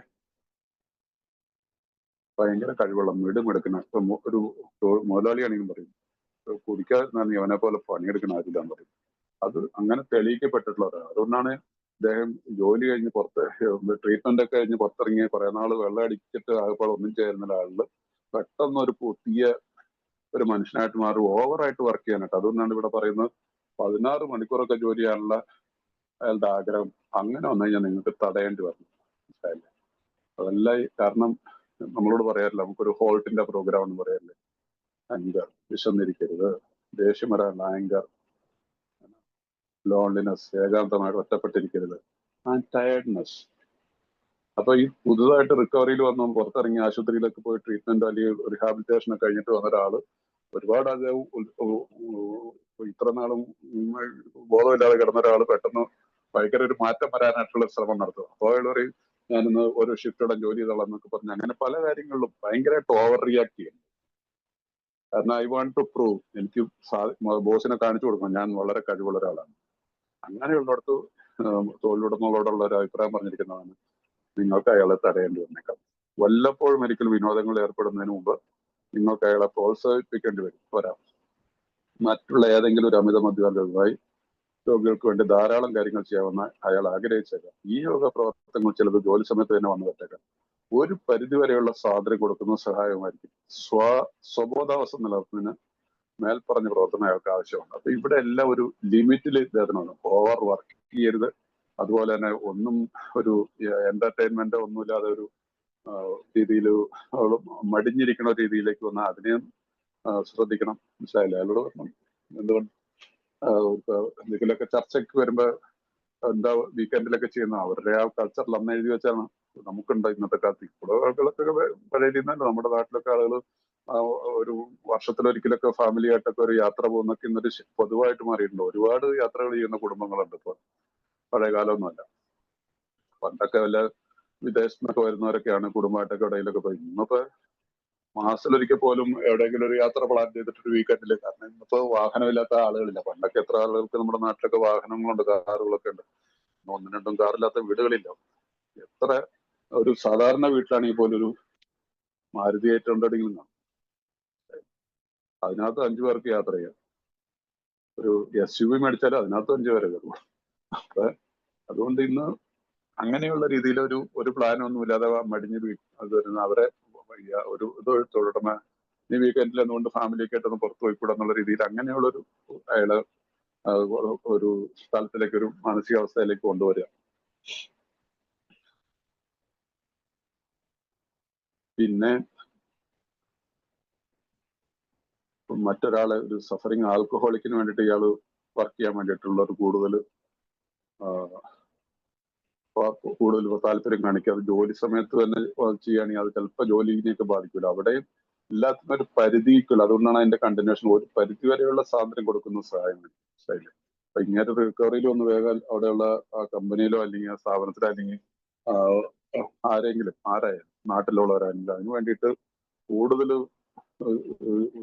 ഇത് പരിധി വിട്ടിട്ടുള്ള ഒരു പ്രവൃത്തിയിലേക്ക് അയാളെ ഡിസ്ക്രൈബ് ചെയ്യുക. ഇനി സ്ലോലി പോയാൽ മതി. എന്തിനാ കൂടുതൽ ഇതാണ് അവന് റിക്കവറിയിൽ മെസ്സേജ് കൊടുക്കുന്നതിന് കൊടുക്കാൻ ആഴ്ചയിൽ ഒരു മീറ്റിങ്ങിനെ പറ്റുകയാണെങ്കിൽ കൊണ്ടായി ഇപ്പോഴേ അതിന് വേണ്ടിയിട്ട് തലയിൽ കയറണ്ടെന്നുള്ള രീതിയിൽ പറഞ്ഞു കൊടുക്കണം. അതുപോലെയുള്ള അതാണ് ഒരു പരിധി വരെയുള്ള. ഇതെല്ലാം നല്ല പ്രിൻസിപ്പിൾസ് ആണ്, മനസ്സിലായില്ലേ? ഇത് നമ്മളുടെ ഈ പടികളിലെല്ലാം ഉണ്ട് ഈ കാര്യങ്ങളൊക്കെ ഈ പറയുന്നത്, ഒരു തരത്തിൽ അല്ലെങ്കിൽ മറ്റൊരു തരത്തിൽ. എല്ലാത്തിനും അതിൻ്റെതായിട്ടുള്ള പരിധി, മനസ്സിലായില്ല? അതാണ് അതിന്റെ ലിമിറ്റ്. നമുക്ക് എന്തും കഴിക്കാം, അതിനൊരു ലിമിറ്റ് ഉണ്ടല്ലോ. ലിമിറ്റ് കഴിഞ്ഞിട്ടുള്ള ഏത് ഭക്ഷണം കഴിച്ചാലും നമ്മൾ കുറച്ച് കഴിയുമ്പോഴത്തേക്ക് നമ്മൾ അസ്വസ്ഥരാകും, അല്ലെങ്കിൽ വൊമിറ്റ് ചെയ്യും, അല്ലെങ്കിൽ രാവിലെ ഇൻഡൈജഷൻ ആവും, എല്ലാം കൂടി പ്രശ്നം. എന്ന് പറഞ്ഞതുപോലെ എല്ലാത്തിലും നമ്മളൊരു അതിന്റെ വരുതിയിൽ തന്നെ നിൽക്കണം. അപ്പൊ അതുകൊണ്ട് ഇതെല്ലാം ആവശ്യമാണ്. റിക്കവറിക്ക് മറ്റൊരാളെ സഹായിക്കേണ്ടതെല്ലാം, ജോലിയിൽ നല്ല മിടുക്കനായിട്ട് ജോലി ചെയ്യേണ്ടതെല്ലാം ആവശ്യമാണ്. But should be limit. അതല്ല ഒരുപാട് ക്ഷീണിതനായിട്ട് അവസാനം പിന്നെ ചിലർ രക്ഷപ്പെടുത്താൻ പോയിട്ട് അവിടെ പരാജയം നേരിട്ടു, അല്ലെങ്കിൽ അവിടെ വീണ്ടും കുറ്റപ്പെടുത്തലുകൾ കേൾക്കേണ്ടത്. അത് പിന്നെ അത് കഴിഞ്ഞിട്ട് പിന്നെ യാതൊരുവിധ കുടുംബത്തിൽ യാതൊരു എന്റർടൈൻ ഇല്ലാതെ വരുമ്പോൾ വീട്ടില് വൈഫും ഒക്കെ മക്കളും ഒക്കെ ഒരു വിഷാദ രോഗികളായിട്ട് മാറുന്നു. ഇങ്ങനെ റിക്കവറിയിലാണ് താനും, മനസ്സിലായില്ല? അപ്പൊ അതിന്റെയൊക്കെ ഒരു എല്ലാ കാര്യങ്ങളും നമ്മൾ വളരെ ശ്രദ്ധയോടുകൂടി പോകണം എല്ലായിടത്തും. നമ്മുടെ ഒരു കാരണം ഇന്ന് ഞാനൊരു I M A recovered alcoholic എന്ന് പറയണമെങ്കിൽ ഇതെല്ലാം നമ്മുടെ ജീവിതത്തിന്റെ എല്ലാ മേഖലകളിലും കാണണം. അതാണ് ഈ ആത്മീയമായിട്ടുള്ള ഉണർവെന്നും ആത്മീയമായിട്ടുള്ള അനുഭവം. നമ്മള് ആൽക്കഹോളിക് ഉണ്ടാകുന്നത് നമ്മുടെ വീട്ടിലും കാണിക്കുന്നത്. അതുകൊണ്ടാണ് റിക്കവറി ഷോസ് അറ്റ് ഹോം. നമ്മുടെ വീട്ടിലാണ് നമ്മുടെ റിക്കവറി കാണുന്നത്. അല്ല നമ്മൾ നാട്ടിൻപുറത്തും വീട്ടിൻപുറത്തും നാട്ടുകാരും ജോലി സ്ഥലത്തും മാത്രം വെരി ഗുഡ് ഇട്ട് കാര്യമില്ലല്ലോ. അതുപോലെ വീട്ടിലുള്ളവർക്ക് മാത്രം പുറത്തിറങ്ങി കഴിഞ്ഞ ആൾക്കാർ വേറെ രീതിയിൽ നമ്മളെ കാടുമൊക്കെ ചെയ്ത് കഴിഞ്ഞാൽ അതും പ്രശ്നമല്ലേ? അപ്പൊ എല്ലാത്തിൻ്റെതായിട്ടുള്ള ഒരു പരിധിയിൽ നമ്മൾ ജീവിക്കുക എന്നുള്ളതാണ് ഇതിൽ നിന്ന് കിട്ടുന്ന മെസ്സേജ് എന്ന് എനിക്ക് തോന്നുന്നു. നിങ്ങളുടെ തൊഴിലാളിയെ നിങ്ങൾ വിശ്വസിക്കണം. അമിത മദ്യപാന രോഗികൾ സാധാരണ പറയുന്ന ഒഴിവുകൾ കേട്ട ദീർഘകാലത്തെ അനുഭവങ്ങൾ ഉള്ളതുകൊണ്ട് സ്വാഭാവികമായി സംശയം മനസ്സിലൊഴിഞ്ഞേക്കാം. പിന്നീട് ഒരു അവസരത്തിൽ അയാൾക്ക് സുഖമില്ല എന്ന് അയാളുടെ ഭാര്യ ഫോൺ ചെയ്യുമ്പോൾ അയാൾ കുടിച്ചിട്ടുണ്ടാവും നിങ്ങൾക്ക് പെട്ടെന്നൊരു നിഗമനത്തിലെത്തിക്കാം. സ്റ്റൈൽ നമ്മൾ ഒരു റിക്കവറിയിൽ വന്നിട്ടുള്ള ആൾക്കോളിക്കാണെങ്കിൽ ആ തൊഴിലുടമകളുടെ എംപ്ലോയറോട് നമ്മൾ അയാളെ വിശ്വസിക്കുക. അപ്പൊ ചിലപ്പോ ഒരു ദിവസം ഇന്നും അയാളുടെ വയസ്സിന്റെ ഫോൺ വരികയാണ്, ആ ചേട്ടന് സുഖമില്ല എന്ന് വരത്തില്ല എന്ന് പറയാൻ പറഞ്ഞതുകൊണ്ട് പെട്ടെന്ന് നമ്മൾ വിചാരിക്കുക നാം കുടിച്ചിട്ടുണ്ടാവുന്ന ആ രീതിയിലുള്ള ഒരു കാഴ്ചപ്പാട്, ആ നിഗമനത്തിൽ ഈവൻ മേ ബി ആയിക്കോട്ടെ എങ്കിൽ പോലും നമ്മൾ ആ രീതിയിൽ കാണാതിരിക്കുകയാണ് തൊഴിലുടമകളോട് നമ്മൾ നിർദ്ദേശിക്കുന്നത്. പക്ഷെ അതിന്റെ കണ്ടിന്യൂഷനിൽ വീണു അയാൾ അങ്ങനെ ചെയ്തിട്ടുണ്ടെങ്കിൽ, എന്നാൽ എന്നിട്ട് അയാൾ രക്ഷപ്പെടാൻ ശ്രമിക്കുകയാണെങ്കിൽ ജോലി തന്നെ നഷ്ടപ്പെട്ടേക്കാം എന്നുള്ള സ്ഥിതി ഉണ്ടെങ്കിൽ പോലും അയാൾ താൻ കുടിച്ച കാര്യം നിങ്ങളോട് പറയും. കാരണം അയാൾക്കറിയാം തനിക്കിനി ജീവിക്കണമെന്ന് താൻ സത്യസന്ധന. അതുകൊണ്ടാണ് ഇവിടെ ഈ രീതിയിലുള്ള ഒരു മനോഭാവമുള്ള ഒരാളാണെങ്കിൽ ഈ തൊഴിലാളി വീണ്ടും ഓഫീസിലേക്ക് വന്നിട്ട് കാരണം ഇയാളുടെ സമീപനം എന്നറിയില്ല എന്ത് പറ്റിയ വല്ല പ്രശ്നം ഉണ്ടായിരുന്നൊക്കെ ചോദിക്കുമ്പോൾ തന്നെ അയാൾ സത്യസന്ധ. കാരണം റിക്കവറിയിൽ വരണമെന്നുണ്ടെങ്കിൽ കാരണം സത്യസന്ധത നമ്മുടെ ഫൗണ്ടേഷനാണ്, നമ്മുടെ ബേസിക് അടിസ്ഥാനമാണ്. ആ സത്യസന്ധതയിലുള്ളതാണെങ്കിൽ അയാൾ തുറന്നു സമ്മതിക്കും. അതല്ല ഇങ്ങനെ പോയി കഴിഞ്ഞാൽ ജോലിയും പോകുന്നുള്ള ആൾക്കാരെ. അപ്പൊ അങ്ങനെയുള്ള ഒരാളെ സംബന്ധിച്ചോളം തീർച്ചയായിട്ടും അപ്പൊ തൊഴിലുടമയുടെ മനോഭാവം ഒരു പോസിറ്റീവായിട്ടുള്ള വൈബ് ഇയാളിലുണ്ടാവും. ഇയാൾ പറയും, കാരണം അദ്ദേഹത്തിന് അറിയാം എന്താണ് പറയുന്നത്. ഇതൊരു നല്ലൊരു മെസ്സേജാണ്, നമുക്ക് എല്ലാവർക്കും ഉള്ള മെസ്സേജാണ്. തനിക്ക് ഇനി ജീവിക്കുന്നുണ്ടെന്നുണ്ടെങ്കിൽ താൻ സത്യസന്ധനായേ പറ്റൂ എന്നുള്ളത്. ഇത് ആ ഒരു വ്യക്തിക്ക് വേണ്ടിയിട്ട് മാത്രമുള്ള ഒരു മെസ്സേജ് അല്ല. ഇവിടെ ഇരിക്കുന്ന എത്ര പേരുണ്ട് അവർക്കെല്ലാവർക്കും ഉണ്ട്. എനിക്ക് ഇനി ജീവിക്കണം എന്നുണ്ടെങ്കിൽ ഞാൻ സത്യസന്ധനായേ പറ്റൂ. അപ്പൊ ഈ സത്യസന്ധത എന്നുള്ളത് എത്രമാത്രം തുടക്കം മുതൽ എത്രയോ പ്രാവശ്യം ഈ വാക്ക് ഉപയോഗിച്ചിരിക്കുന്നു. ഹോണസ്റ്റി സത്യസന്ധത ഇല്ലേ, സത്യസന്ധത 4ാമത്തെ പടിയിൽ എത്ര പ്രാവശ്യം അത് പറയുന്നു. സോ ഈ രീതിയിൽ ഇതിനെ മനസ്സിലാക്കുന്നുണ്ട്. അപ്പൊ ഈ വാക്ക് വളരെ നമുക്ക് ജീവിക്കണമെന്നുണ്ടെങ്കിൽ ഞാൻ സത്യസന്ധനായ ഞങ്ങൾക്ക് അല്ലെങ്കിൽ നമ്മൾ ഇപ്പൊ കൂട്ടായി ഇരിക്കാൻ ഒരു ഗ്രൂപ്പ് അല്ലേ, നമുക്ക് ജീവിക്കണമെന്നുണ്ടെങ്കിൽ നമ്മൾ സത്യസന്ധരായ പറ്റും. അയാളെക്കുറിച്ച് നിങ്ങൾ വ്യാകുലപ്പെടുന്നില്ല എന്ന വിവരവും നിങ്ങൾ അയാളെക്കുറിച്ച് സംശയാലുമല്ല എന്ന കാര്യവും കുടിക്കാനുള്ള തോന്നലിന് അയാളെ രക്ഷിച്ചു നിർത്തുവാൻ അയാളുടെ ജീവിത പ്രശ്നങ്ങൾ നിങ്ങൾ ഇടപെടുകയില്ലെന്ന കാര്യം അയാളെ സന്തുഷ്ടനാക്കിയുള്ളൂ. ഇയാളെ സംശയിക്കുന്നില്ല. അതുപോലെ തന്നെ ബോസ് വളരെ സങ്കടത്തിലൊന്നുമല്ല, മനസ്സിലായില്ലേ? അവന് ജീവിക്കണേയും ജീവിച്ചോട്ടെ എന്നുള്ളൊരു മനോഭാവം. So okay, if you want to leave then stop drinking. If you don't want whatever you can decide, I will fire you. Clear ആയിട്ടുള്ളൊരു ഐഡിയ കൊടുക്കുക എന്നുള്ളതാണ്. അതിനകത്ത് കർശനമൊന്നുമില്ലല്ലോ. ഈ പറയുന്ന രീതിയിലൊരു സമീപനമാണ്. ഇവർ കർശനമായിട്ട് പിന്നെ ഇങ്ങോട്ട് വരണ്ട, നീ കള്ളം പറഞ്ഞില്ല, അല്ലെങ്കിൽ കുടിച്ചില്ല, പിന്നെയും കുടിച്ചില്ല എന്നുള്ളതുമല്ല. അപ്പൊ ഈ രീതിയിൽ ഇടപെടൽ നടത്തിക്കഴിഞ്ഞാൽ അയാളെ സന്തുഷ്ടനാക്കിയുള്ളൂ. കാരണം അയാളുടെ ഉള്ളിൽ ഒരു ആത്മവിശ്വാസം ഉണ്ടാവും, ഈ ബോസിനോടൊരു ബഹുമാനം തോന്നും. കാരണം ഇനി ഈ സത്യസന്ധതയില്ലാതെ എനിക്ക് ജീവിക്കാൻ പറ്റുന്നത് ഇപ്പൊ തൊട്ട് മുമ്പ് വെച്ചില്ലേ, എനിക്ക് ജീവിക്കണമെങ്കിൽ സത്യസന്ധത ഉണ്ടേ പറ്റുള്ളൂ. കള്ളം പറഞ്ഞ് ഇനി ജീവിക്കാൻ പറ്റത്തില്ല. അയാൾ ബോധപൂർവം എയുടെ രോഗശമന പരിപാടി പിന്തുടരുകയാണെങ്കിൽ നിങ്ങളുടെ ബിസിനസ് സംബന്ധമായ ഏത് കാര്യവും നിർവഹിക്കാൻ അയാൾക്ക് കഴിയും. ഒറ്റ പ്രാവശ്യമാണെങ്കിൽ പോലും അയാൾക്ക് കാലിടറിയാൽ അയാളെ തുടരാൻ അനുവദിക്കണമെന്ന കാര്യം നിങ്ങൾക്ക് തീരുമാനിക്കേണ്ടത്. അയാൾ തന്റെ രോഗമുക്തി കാര്യമായിട്ട് എടുത്തിട്ടില്ലെങ്കിൽ യാതൊരു സംശയം വേണ്ട, നിങ്ങൾ അയാളെ തിരിച്ചു വന്നു. അഗൈൻ വലിയൊരു മെസ്സേജാണിത്. ഇതുകൊണ്ട് ഇയാളെ ചുവന്നുകൊണ്ട് കിടക്കാനായിട്ട് ആൽക്കഹോളിക്സ് അനോണിമസ് പറയുന്നില്ല. എന്താണ് ഇംഗ്ലീഷിലാ പറയുന്നത്?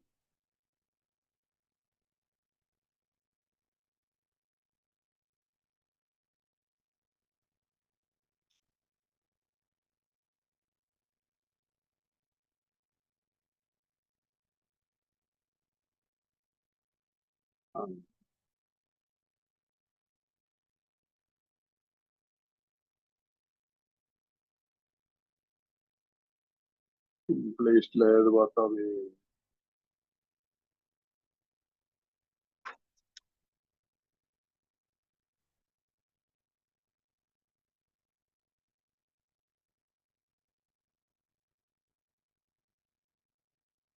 കേൾക്കുന്നില്ല അല്ലെ?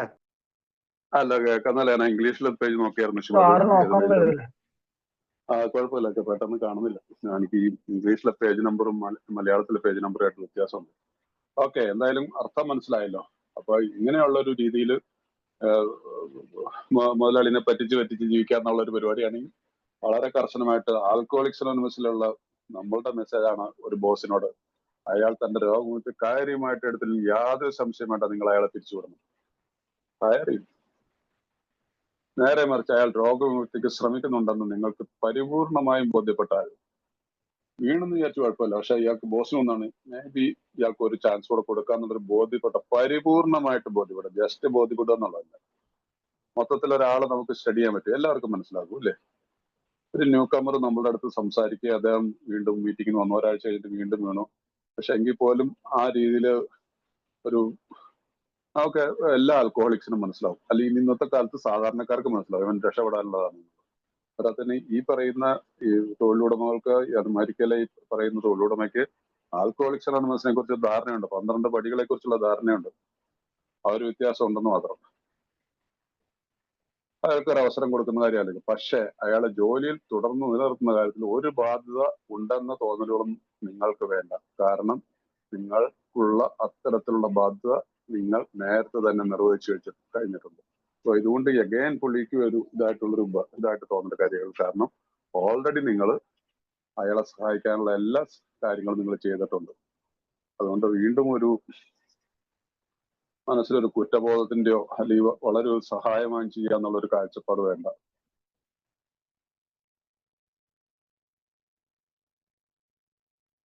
യെസ്, നിങ്ങൾ ചെയ്യാൻ ആഗ്രഹിക്കുന്ന മറ്റൊരു കാര്യം കൂടി ഉണ്ടാക്കുക. നിങ്ങളുടെ സ്ഥാപനം വളരെ വലിയ ഒന്നാണെങ്കിൽ അവിടെയുള്ള ജൂനിയർ ഓഫീസർമാർക്ക് ഈ പുസ്തകം കൊടുക്കാം. ഞാൻ നിങ്ങളോട് തുടക്കത്തിൽ പറഞ്ഞു, ഈ ചാപ്റ്റർ എഴുതിയിരിക്കുന്നത് നമ്മുടെ ഒരു അംഗം തന്നെ എഴുതിയാണ്. അദ്ദേഹം ഒരു കമ്പനിയുടെ മുതലാളിയായിരുന്നു. ഈ കമ്പനിയിൽ നമ്മുടെ ബിൽ വിൽസണും പാർട്ട്ണർഷിപ്പ് ഉണ്ടായിരുന്നു. അദ്ദേഹം റിക്കവറിയിൽ വന്നതിന് ശേഷം തുടങ്ങിയ ഒരു കമ്പനിയാണ്. അപ്പൊ ഹങ് പി എന്നെല്ലാവരും പറയുന്ന അദ്ദേഹം എഴുതിയാണ്. അദ്ദേഹത്തിന്റെ കമ്പനിയിൽ അദ്ദേഹത്തിന് ഉണ്ടായിട്ടുള്ള അനുഭവങ്ങളുടെ വെളിച്ചത്തിലാണ് ഇതെല്ലാം പറയുന്നത്. അപ്പൊ ഇവിടെ ഒരു കാര്യം കൂടെ മനസ്സിലാക്കുക, ഈ ആൽക്കഹോളിക് ആണ് ഇതിന്റെ ബോസും അദ്ദേഹം എഴുതിയുള്ള മറ്റുള്ള തൊഴിലുടമകൾക്കും വേണ്ടിയിട്ടും കൂടെ ഉള്ള ഒരു ചാപ്റ്റർ ആണെന്നുള്ളത് ഞാൻ നേരത്തെ തുടക്കത്തിലും പറഞ്ഞാണ്, ഇപ്പോൾ ഒറ്റ കൂടി ഇടയ്ക്ക് ഞാൻ വന്നവരുണ്ട് പറയും. ഇത് എഴുതിയത് AA മെമ്പറാണ്. അപ്പൊ അദ്ദേഹത്തിന്റെ ജൂനിയർ ഓഫീസർമാർക്ക് ഈ പുസ്തകം കൊടുക്കാം. ഒരു കമ്പനിയിലാണ് ഈ അവിടെ ജോലി ചെയ്യുന്ന നമ്മുടെ ഇന്നത്തെ കാലത്തൊക്കെ പോലെ HR ഹ്യൂമൻ റിസോഴ്സിലൊക്കെ വർക്ക് ചെയ്യുന്നവർക്ക് ആൽക്കോളിക്സ് ഒരു ബുക്ക് കൊടുക്കാം. നിങ്ങളുടെ സ്ഥാപനത്തിലെ മദ്യപാനമുള്ള യാതൊരുവിധ വഴക്കുമില്ല നിങ്ങൾ അവരെ ബോധ്യപ്പെടുത്താനുണ്ട്. ഈ ജൂനിയേഴ്സ് പലപ്പോഴും വല്ലാത്ത ഒരു സ്ഥിതിയിലാണ്. താഴെയുള്ള ജീവനക്കാർ അവരുടെ വളരെ അടുത്ത സുഹൃത്തുക്കളാണ്. അതുകൊണ്ട് ഒന്നല്ലെങ്കിൽ മറ്റൊരു കാരണം കൊണ്ട് അവർ അത്ര ആളുകളെ സംരക്ഷിക്കുന്നു.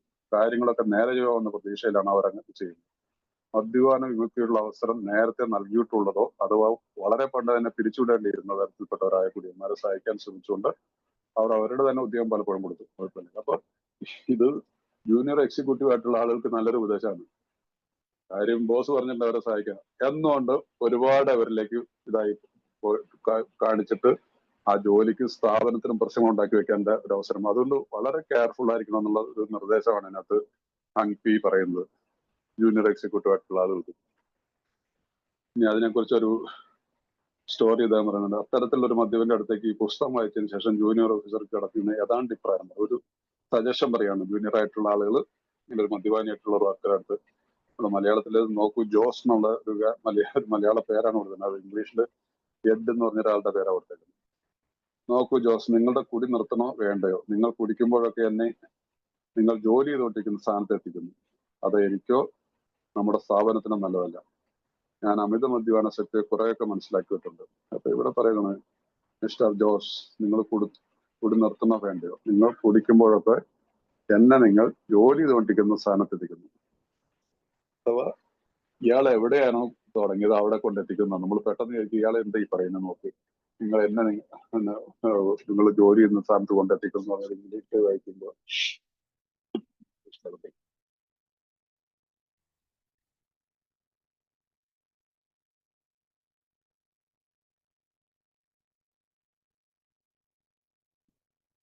yes.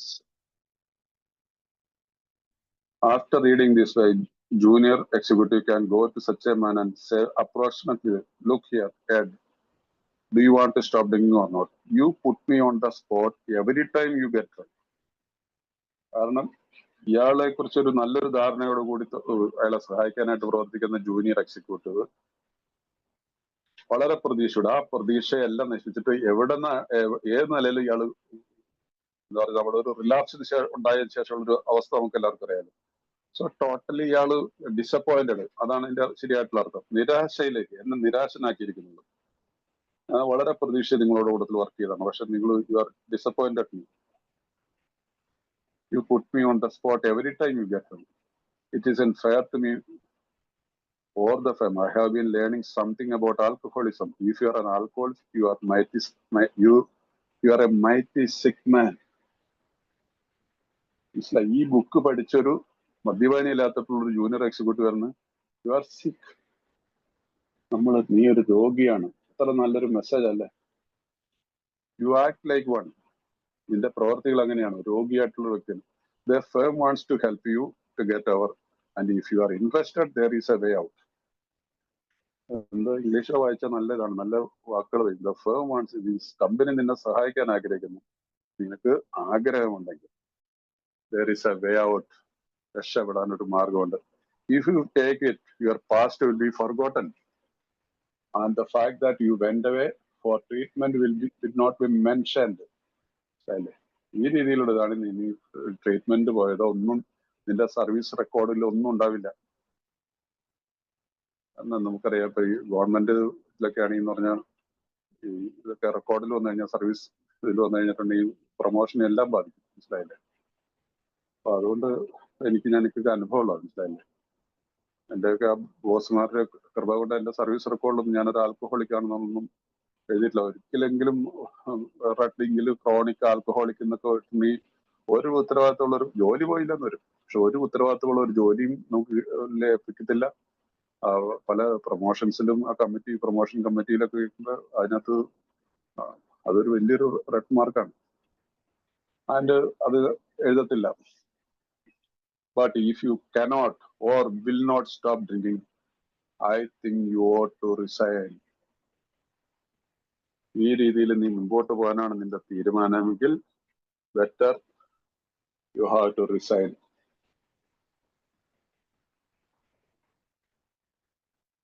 നിങ്ങൾക്ക് താല്പര്യമുണ്ടെങ്കിൽ അതിനൊരു വഴിയുണ്ട്. ആ മാർഗം നിങ്ങൾ സ്വീകരിക്കുകയാണ്. നിങ്ങളുടെ കഴിഞ്ഞ കാലം വിസ്മരിക്കപ്പെടുന്ന അയാളല്ല, കമ്പനി പിന്നെ മറന്നേക്കും. നിങ്ങൾ ചികിത്സയ്ക്കായി പോയിരുന്ന ഒരു കാര്യം സ്വകാര്യമായി സൂക്ഷിക്കുകയും ചെയ്യാം. പക്ഷെ നിങ്ങൾക്ക് കുടിക്കാതിരിക്കാൻ കഴിയാതിരിക്കുകയും നിങ്ങൾ കുടി നിർത്താൻ തയ്യാറായിരിക്കുകയും ചെയ്യുമ്പോൾ നിങ്ങൾ ജോലി രാജിവെക്കേണ്ടത് എന്നാണ് എനിക്ക് തോന്നുന്നത്. ഈ പുസ്തകത്തിലോടൊപ്പം നിങ്ങളുടെ ജൂനിയർ ഓഫീസർ അംഗീകരിക്കുന്നുണ്ടാവില്ല. അക്കാര്യം അയാൾ താൻ സഹായിക്കാൻ ആഗ്രഹിക്കുന്ന അമിത ഉദ്യോഗസ്ഥരോട് പറയേണ്ട ആവശ്യമില്ല. ഇയാളൊരു ആൽക്കഹോളിക് അല്ലല്ലോ ഈ എന്താ പറയുന്ന ജൂനിയർ ഓഫീസർ. അതുകൊണ്ട് അദ്ദേഹത്തിന്റെ ബോസ് പറഞ്ഞിരിക്കുന്നു, അതുകൊണ്ട് അദ്ദേഹം അതിനെ ഫോളോ ചെയ്യുന്നുള്ളൂ അല്ലേ. പക്ഷെ ഒരു കാര്യമുണ്ട്, ഇതൊരു ഫാക്റ്റാണ്. അദ്ദേഹത്തിന് അനുഭവമില്ല, നമുക്കൊക്കെ അനുഭവമുള്ളൂ. ഈ വ്യക്തിക്ക് അതിനെക്കുറിച്ച് അനുഭവമില്ല. അതാണ് അതിന്റെ വ്യത്യാസം.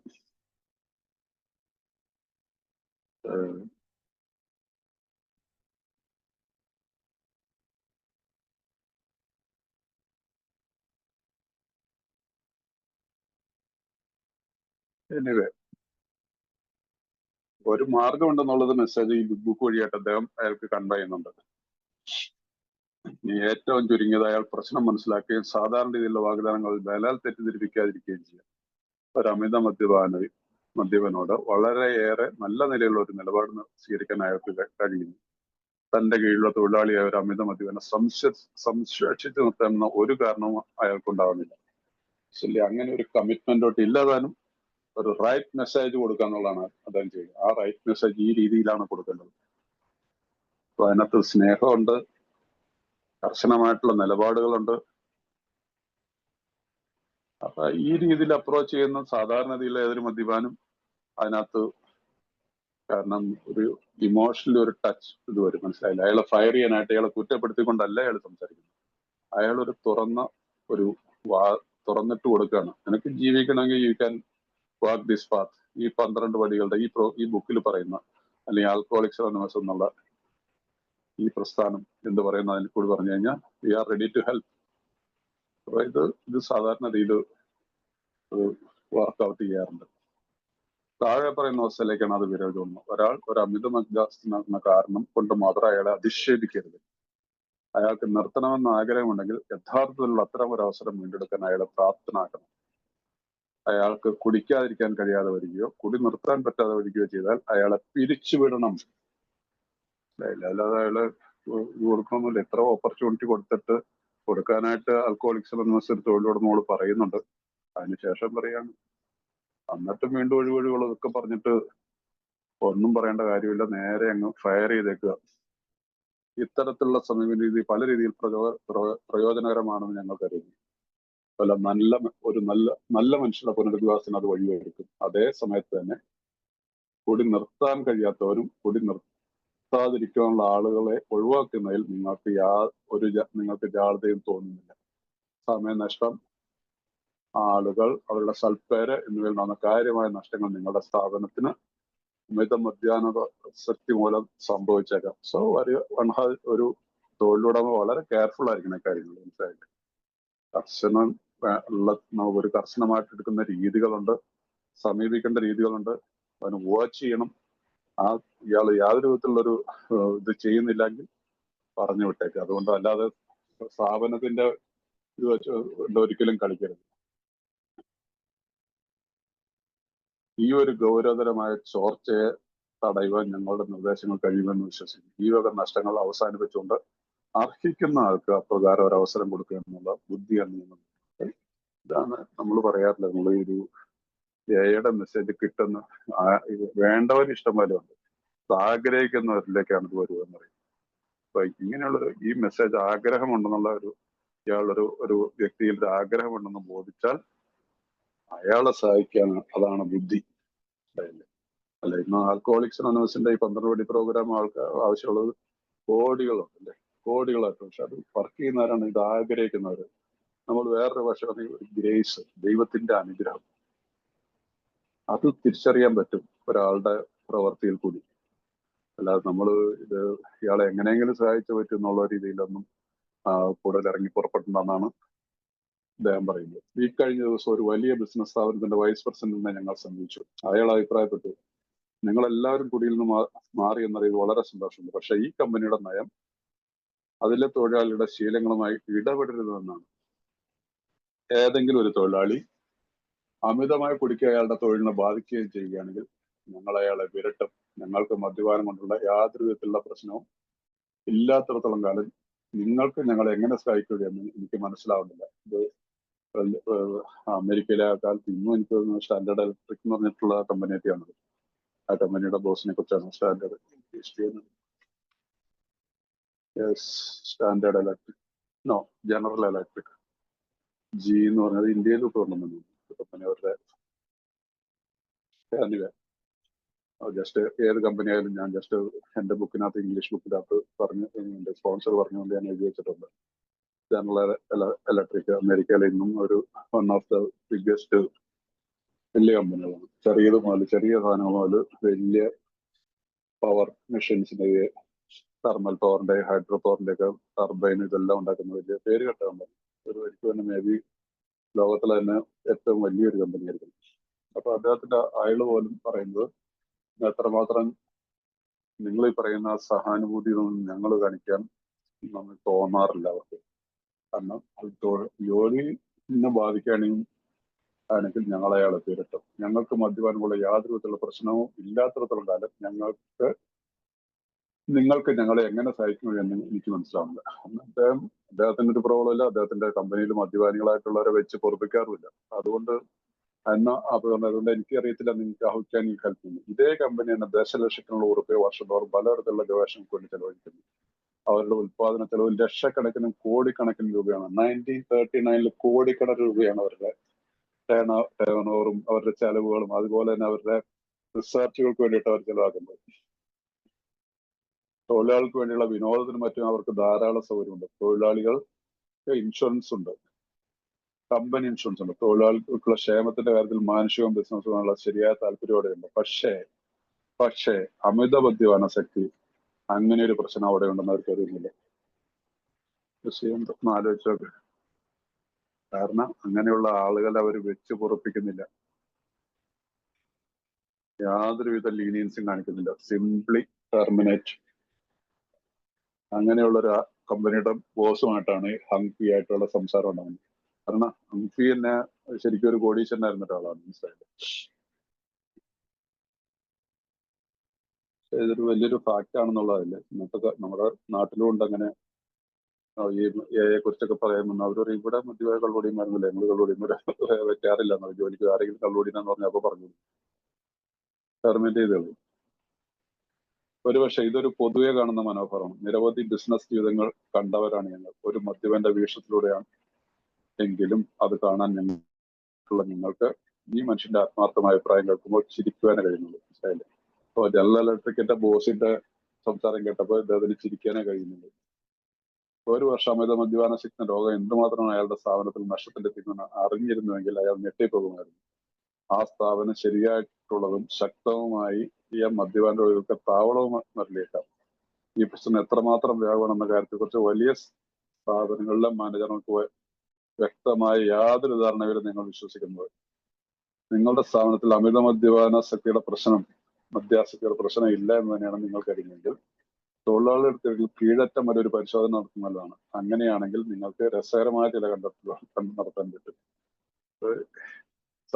അവർ പറയുകയാണെങ്കിൽ കൂടി ഇൻഫാക്ട് ശരിക്കും ഇതില്ലാത്തൊരു ലോകമൊന്നുമില്ല, അല്ലെ. അത് അറിഞ്ഞിട്ടില്ല മാത്രം. ഇനി അറിഞ്ഞാൽ തന്നെ മദ്യപിച്ചെന്ന് വിചാരിച്ചിട്ട് ചിലപ്പോൾ ഒരു ജോലിയിൽ പ്രാവീണ്യമൊക്കെ തരും. പക്ഷെ ആൽക്കഹോളിസത്തിന്റെ ഒരു രോഗം അവസ്ഥയില്ലാത്ത ഒരു ലോകം ഉണ്ടാവില്ല, ഒരു കമ്പനി ഉണ്ടാവും. അതാണ് ഹൻകൂടെ പറയുന്നത്. ജീവിതത്തിൽ താളം തെറ്റിയ രോഗാതുര ആളുകളെ കുറിച്ച് അമിത മദ്യപാനാസക്തിയെ കുറിച്ചുമാണ് ഈ അധ്യായത്തിൽ പ്രതിപാദിക്കുന്നത്. ജീവിതത്തിൽ താളം തെറ്റിയ രോഗാതുരായ ആളുകളെ കുറിച്ച്, നമ്മളെ കുറിച്ച്. അമിത മദ്യപാനാസക്തിയുമാണ് അമിത മദ്യപാനാസക്തി എന്ന രോഗമാണ്. അതിനെ കുറിച്ചാണ് സിക്നസ് ഈ അധ്യായത്തിൽ പ്രതിപാദിക്കുന്നത്. നമ്മുടെ നേരത്തെ സൂചിച്ചുള്ള വൈസ് പ്രസിഡന്റ് ഓർമ്മയിൽ കൂടി ശീലമാക്കിയിട്ടുള്ള ഇടതടവില്ലാത്ത ഇടവില്ലാതെ കുടിക്കുന്നവരുമാണുള്ളത്.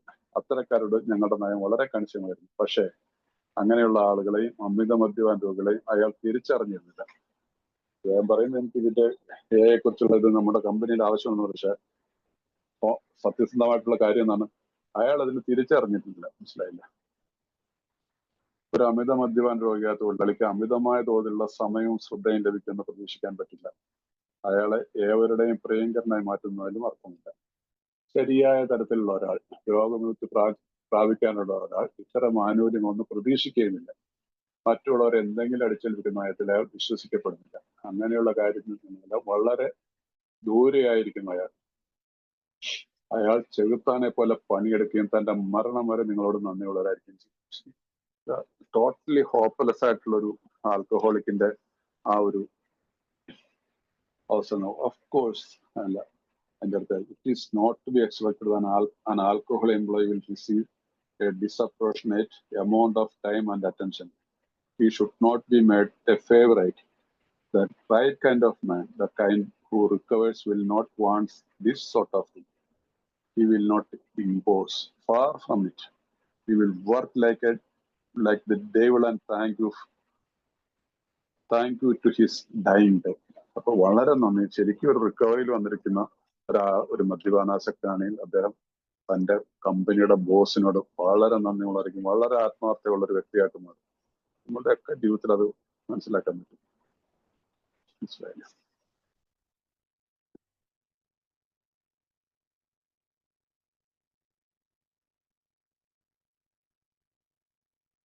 എനിക്ക് സ്വന്തമായ ഒരു ചെറിയ കമ്പനി ഉണ്ട്. ഹങ് ഫോർക്കസ്റ്റ് റിക്കവറിയിൽ വന്നതിന് ശേഷം അദ്ദേഹം ഒരു ചെറിയൊരു കമ്പനി ആരംഭിക്കുന്നുണ്ട്. അതിനകത്ത് നമ്മുടെ ബിൽ വിൽസണും പാർട്ട്ണറായിരുന്നു. 5 പണിക്കാരുടെ പണി ഒറ്റയ്ക്കെടുക്കുന്ന 2 മദ്യപാനികൾ തൊഴിലാളികൾ അവിടെയുണ്ട്. 5 മദ്യപാനികളുടെ പണി ഒറ്റയ്ക്കെടുക്കുന്ന 2 മദ്യപാനികൾ തൊഴിലാളികളുണ്ട്. അവരുടെ പേര് ഒന്ന് ജിമ്മാണ്, മറ്റുള്ളൊരു ബില്ല് തന്നെയാണ്. ബിൽ വിൽസൺ അല്ല, വേറൊരു ബില്ലാണ്. ഹങ് ഫോർക്കസ്റ്റിന്റെ കമ്പനിയിൽ ജോലി ചെയ്യുന്നു. പക്ഷെ എന്തുകൊണ്ട് നടക്കില്ല? അവർക്കൊരു പുതിയ മനോഭാവമുണ്ട്. ആ കമ്പനി എന്തുകൊണ്ട് നടക്കാതിരിക്കുന്ന മദ്യപാനികളെ പക്ഷെ അത് ഒരിക്കലും ഫെയിൽ ആവില്ല എന്നാണ് അന്ന് അദ്ദേഹം പറഞ്ഞത്. പുതിയൊരു മനോഭാവമുണ്ട്. അവർ ശരിയായ മരണത്തിൽ നിന്ന് രക്ഷിക്കപ്പെട്ടിട്ടുണ്ട്. അവർ റിക്കവറിയിൽ വന്നിട്ട് ആ ശരിയായിട്ടുള്ള മരണം എന്ന് പറയുന്നത് ശാരീരികമായിട്ടുള്ള മരണത്തിൽ നിന്ന് രക്ഷപ്പെട്ടിട്ട് നല്ലൊരു പുതിയ മനോഭാവം, ന്യൂ ആറ്റിറ്റ്യൂഡ് അവരെ നേരെയാക്കിയിട്ടതിനു വേണ്ടി ഞാൻ ചെലവഴിച്ച ഓരോ നിമിഷവും എനിക്ക് ആസ്വാദ്യകരമായിരുന്നു. അപ്പൊ അവർക്ക് വേണ്ടിയിട്ട് ഇദ്ദേഹം ശ്രമിച്ച ശ്രമകരം റിക്കവറി കൊണ്ടുവരാനായിട്ട്, അതായത് they have a new attitude and they have been saved from a living death. I have enjoyed every moment spent in getting them straightened out. അവരെ നേരെയാക്കി കൊണ്ടുവരാനായിട്ട്. ഇതിനകത്ത് വളരെ ദുഃഖകരമായിട്ടുള്ളൊരു ഈ ചാപ്റ്റർ, ഇത്രയും നല്ലൊരു ചാപ്റ്റർ കൊടുത്തിട്ട് ഇത് എഴുതിയ വ്യക്തി ഇവിടെ ബിഗ് ബുക്ക് പബ്ലിഷ് ചെയ്തിട്ട് ഏതാനും മാസങ്ങൾക്ക് ശേഷം, 5-6 മാസങ്ങൾക്ക് ശേഷം റിലാപ്സ് ആയി ഹങ് ഫോർക്കസ്റ്റ്. ആൻഡ് പിന്നീട് ഒരിക്കലും അദ്ദേഹം സോബറായില്ല. ഈ ചാപ്റ്റർ തുടങ്ങുമ്പോൾ തന്നെ 3 ആത്മഹത്യയെക്കുറിച്ച് പ്രതിപാദിച്ചുകൊണ്ടാണ് ഈ ചാപ്റ്റർ തുടങ്ങിയത് തന്നെ. ആ വ്യക്തിയുടെ ജീവിതം അവസാനം ആൽക്കഹോളിക് ഡെത്ത് ആയിരുന്നു. അതുപോലെ തന്നെ അദ്ദേഹത്തിന്റെ കമ്പനിയിൽ പറഞ്ഞ 2 ജോലിക്കാർ വളരെ സമർത്ഥരായിട്ടുള്ള 10-15 പേരുടെ ജോലി ഒറ്റക്കെടുക്കുന്ന 5 പേരുടെ ജോലിയിൽ 5 പേരുടെ ജോലി, നോർമൽ സെയിൽസ്മാൻ 5 പേരുടെ ജോലി എടുക്കുന്നു. അപ്പൊ അവർ 2 പേരും റിലാപ്സ് ആയി. അവർ 2 പേരും ഏത്തിയസ്റ്റുകളായിരുന്നു, നിരീശ്വരവാദികളായിരുന്നു. തത്കാലികമായിട്ട് കുറെ മാസങ്ങളോളം പെട്ടെന്നുണ്ടായിട്ടുള്ള അതിൽ വളരെ ഉത്തേജനത്തോട് വർക്ക് ചെയ്തു. പക്ഷെ ഈ പ്രോഗ്രാമിന്റെ അർത്ഥം എന്താണ്? ഈ പ്രോഗ്രാം വർക്ക് ചെയ്യണമെങ്കിൽ നമ്മൾ വിശ്വാസത്തിൽ to be a faith. I have to, നമ്മൾ തുടക്കത്തിൽ തന്നെ നമ്മളൊരു തീരുമാനത്തിൽ I came to believe that a power greater than ourselves could restore us to sanity. ഞങ്ങളെ എന്നെ സുബോധവാനം എന്നേക്കാൾ വലിയ ശക്തിക്ക് മാത്രമേ കഴിയുമെന്ന് ഞാൻ വിശ്വസിക്കാൻ തുടങ്ങി. മൂന്നാമത് പടിയിൽ I made a decision to turn my will. ഞങ്ങളുടെ ഇച്ഛകളും എൻ്റെ ജീവിതവും ഞാൻ മനസ്സിലാക്കിയ ദൈവത്തിലേക്ക് തിരിച്ചുവിടുവാൻ ഞാൻ തീരുമാനിച്ചു. അപ്പൊ അതുകൊണ്ട് അതിനെ ബാഹ്യമായിട്ട് കണ്ടുകൊണ്ട് പ്രാക്ടീസ് ചെയ്ത് പോയി കഴിഞ്ഞാൽ സാധനം ഉറപ്പാണ്. ഇത് വലിയൊരു എക്സാമ്പിൾ ആണിത്.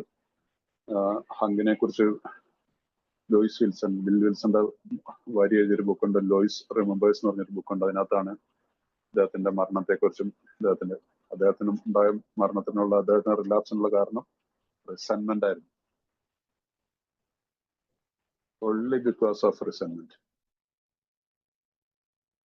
ഹങ്കി റിലാപ്സ് ആയിരുന്നു. ദൈവവിശ്വാസിയായിരുന്നില്ല. അദ്ദേഹത്തെ കുറിച്ചുള്ള സ്റ്റോറി നിങ്ങൾക്ക് ഫസ്റ്റ് എഡീഷനിൽ ദ അൺബിലീവർ എന്ന് പറഞ്ഞിട്ട് സ്റ്റോറി ഉണ്ട്. എനിക്ക് തോന്നുന്നു ഒരു പക്ഷേ ഡോക്ടർ ബോബിന്റെ കഥ കഴിഞ്ഞിട്ട് പിന്നെ അദ്ദേഹത്തിന്റെ കഥയായിരിക്കും. ആദ്യം ഇദ്ദേഹത്തിന്റെ കഥയാണ്. അദ്ദേഹമാണ് ഈ ചാപ്റ്റർ മുഴുവനായിട്ട് എഴുതിയതാണ്. ബിഗ് ബുക്കിന്റെ ഫസ്റ്റ് എഡീഷന്റെ കംപ്ലീറ്റ് ഓൾമോസ്റ്റ് എഡിറ്റിംഗ് വർക്ക് അതാണ്. അദ്ദേഹം വളരെ പ്രാവീണ്യമുള്ളായിരുന്നു, വളരെ എഡ്യൂക്കേറ്റഡ് ആയിരുന്നു, സമ്പന്നനായിരുന്നു. ഇതെല്ലാം ചെയ്തു. ഈ ബുക്ക് ഈ ചാപ്റ്റർ പോലും മുഴുവനായിട്ട് എഴുതി. ഇതിനകത്ത് ബിൽ വിൽസന്റെ ഒരു അക്ഷരം പോലും ഇല്ല. ആ വ്യക്തി പോലും പരാജയത്തിലേക്ക് പോയി. അതിന്റെ കാരണം എന്താണ്? Practise the programme. ഇദ്ദേഹം തന്നെ സർട്ടിഫൈ ചെയ്യുന്നതാണ് രണ്ടുപേരെ കുറിച്ചില്ല.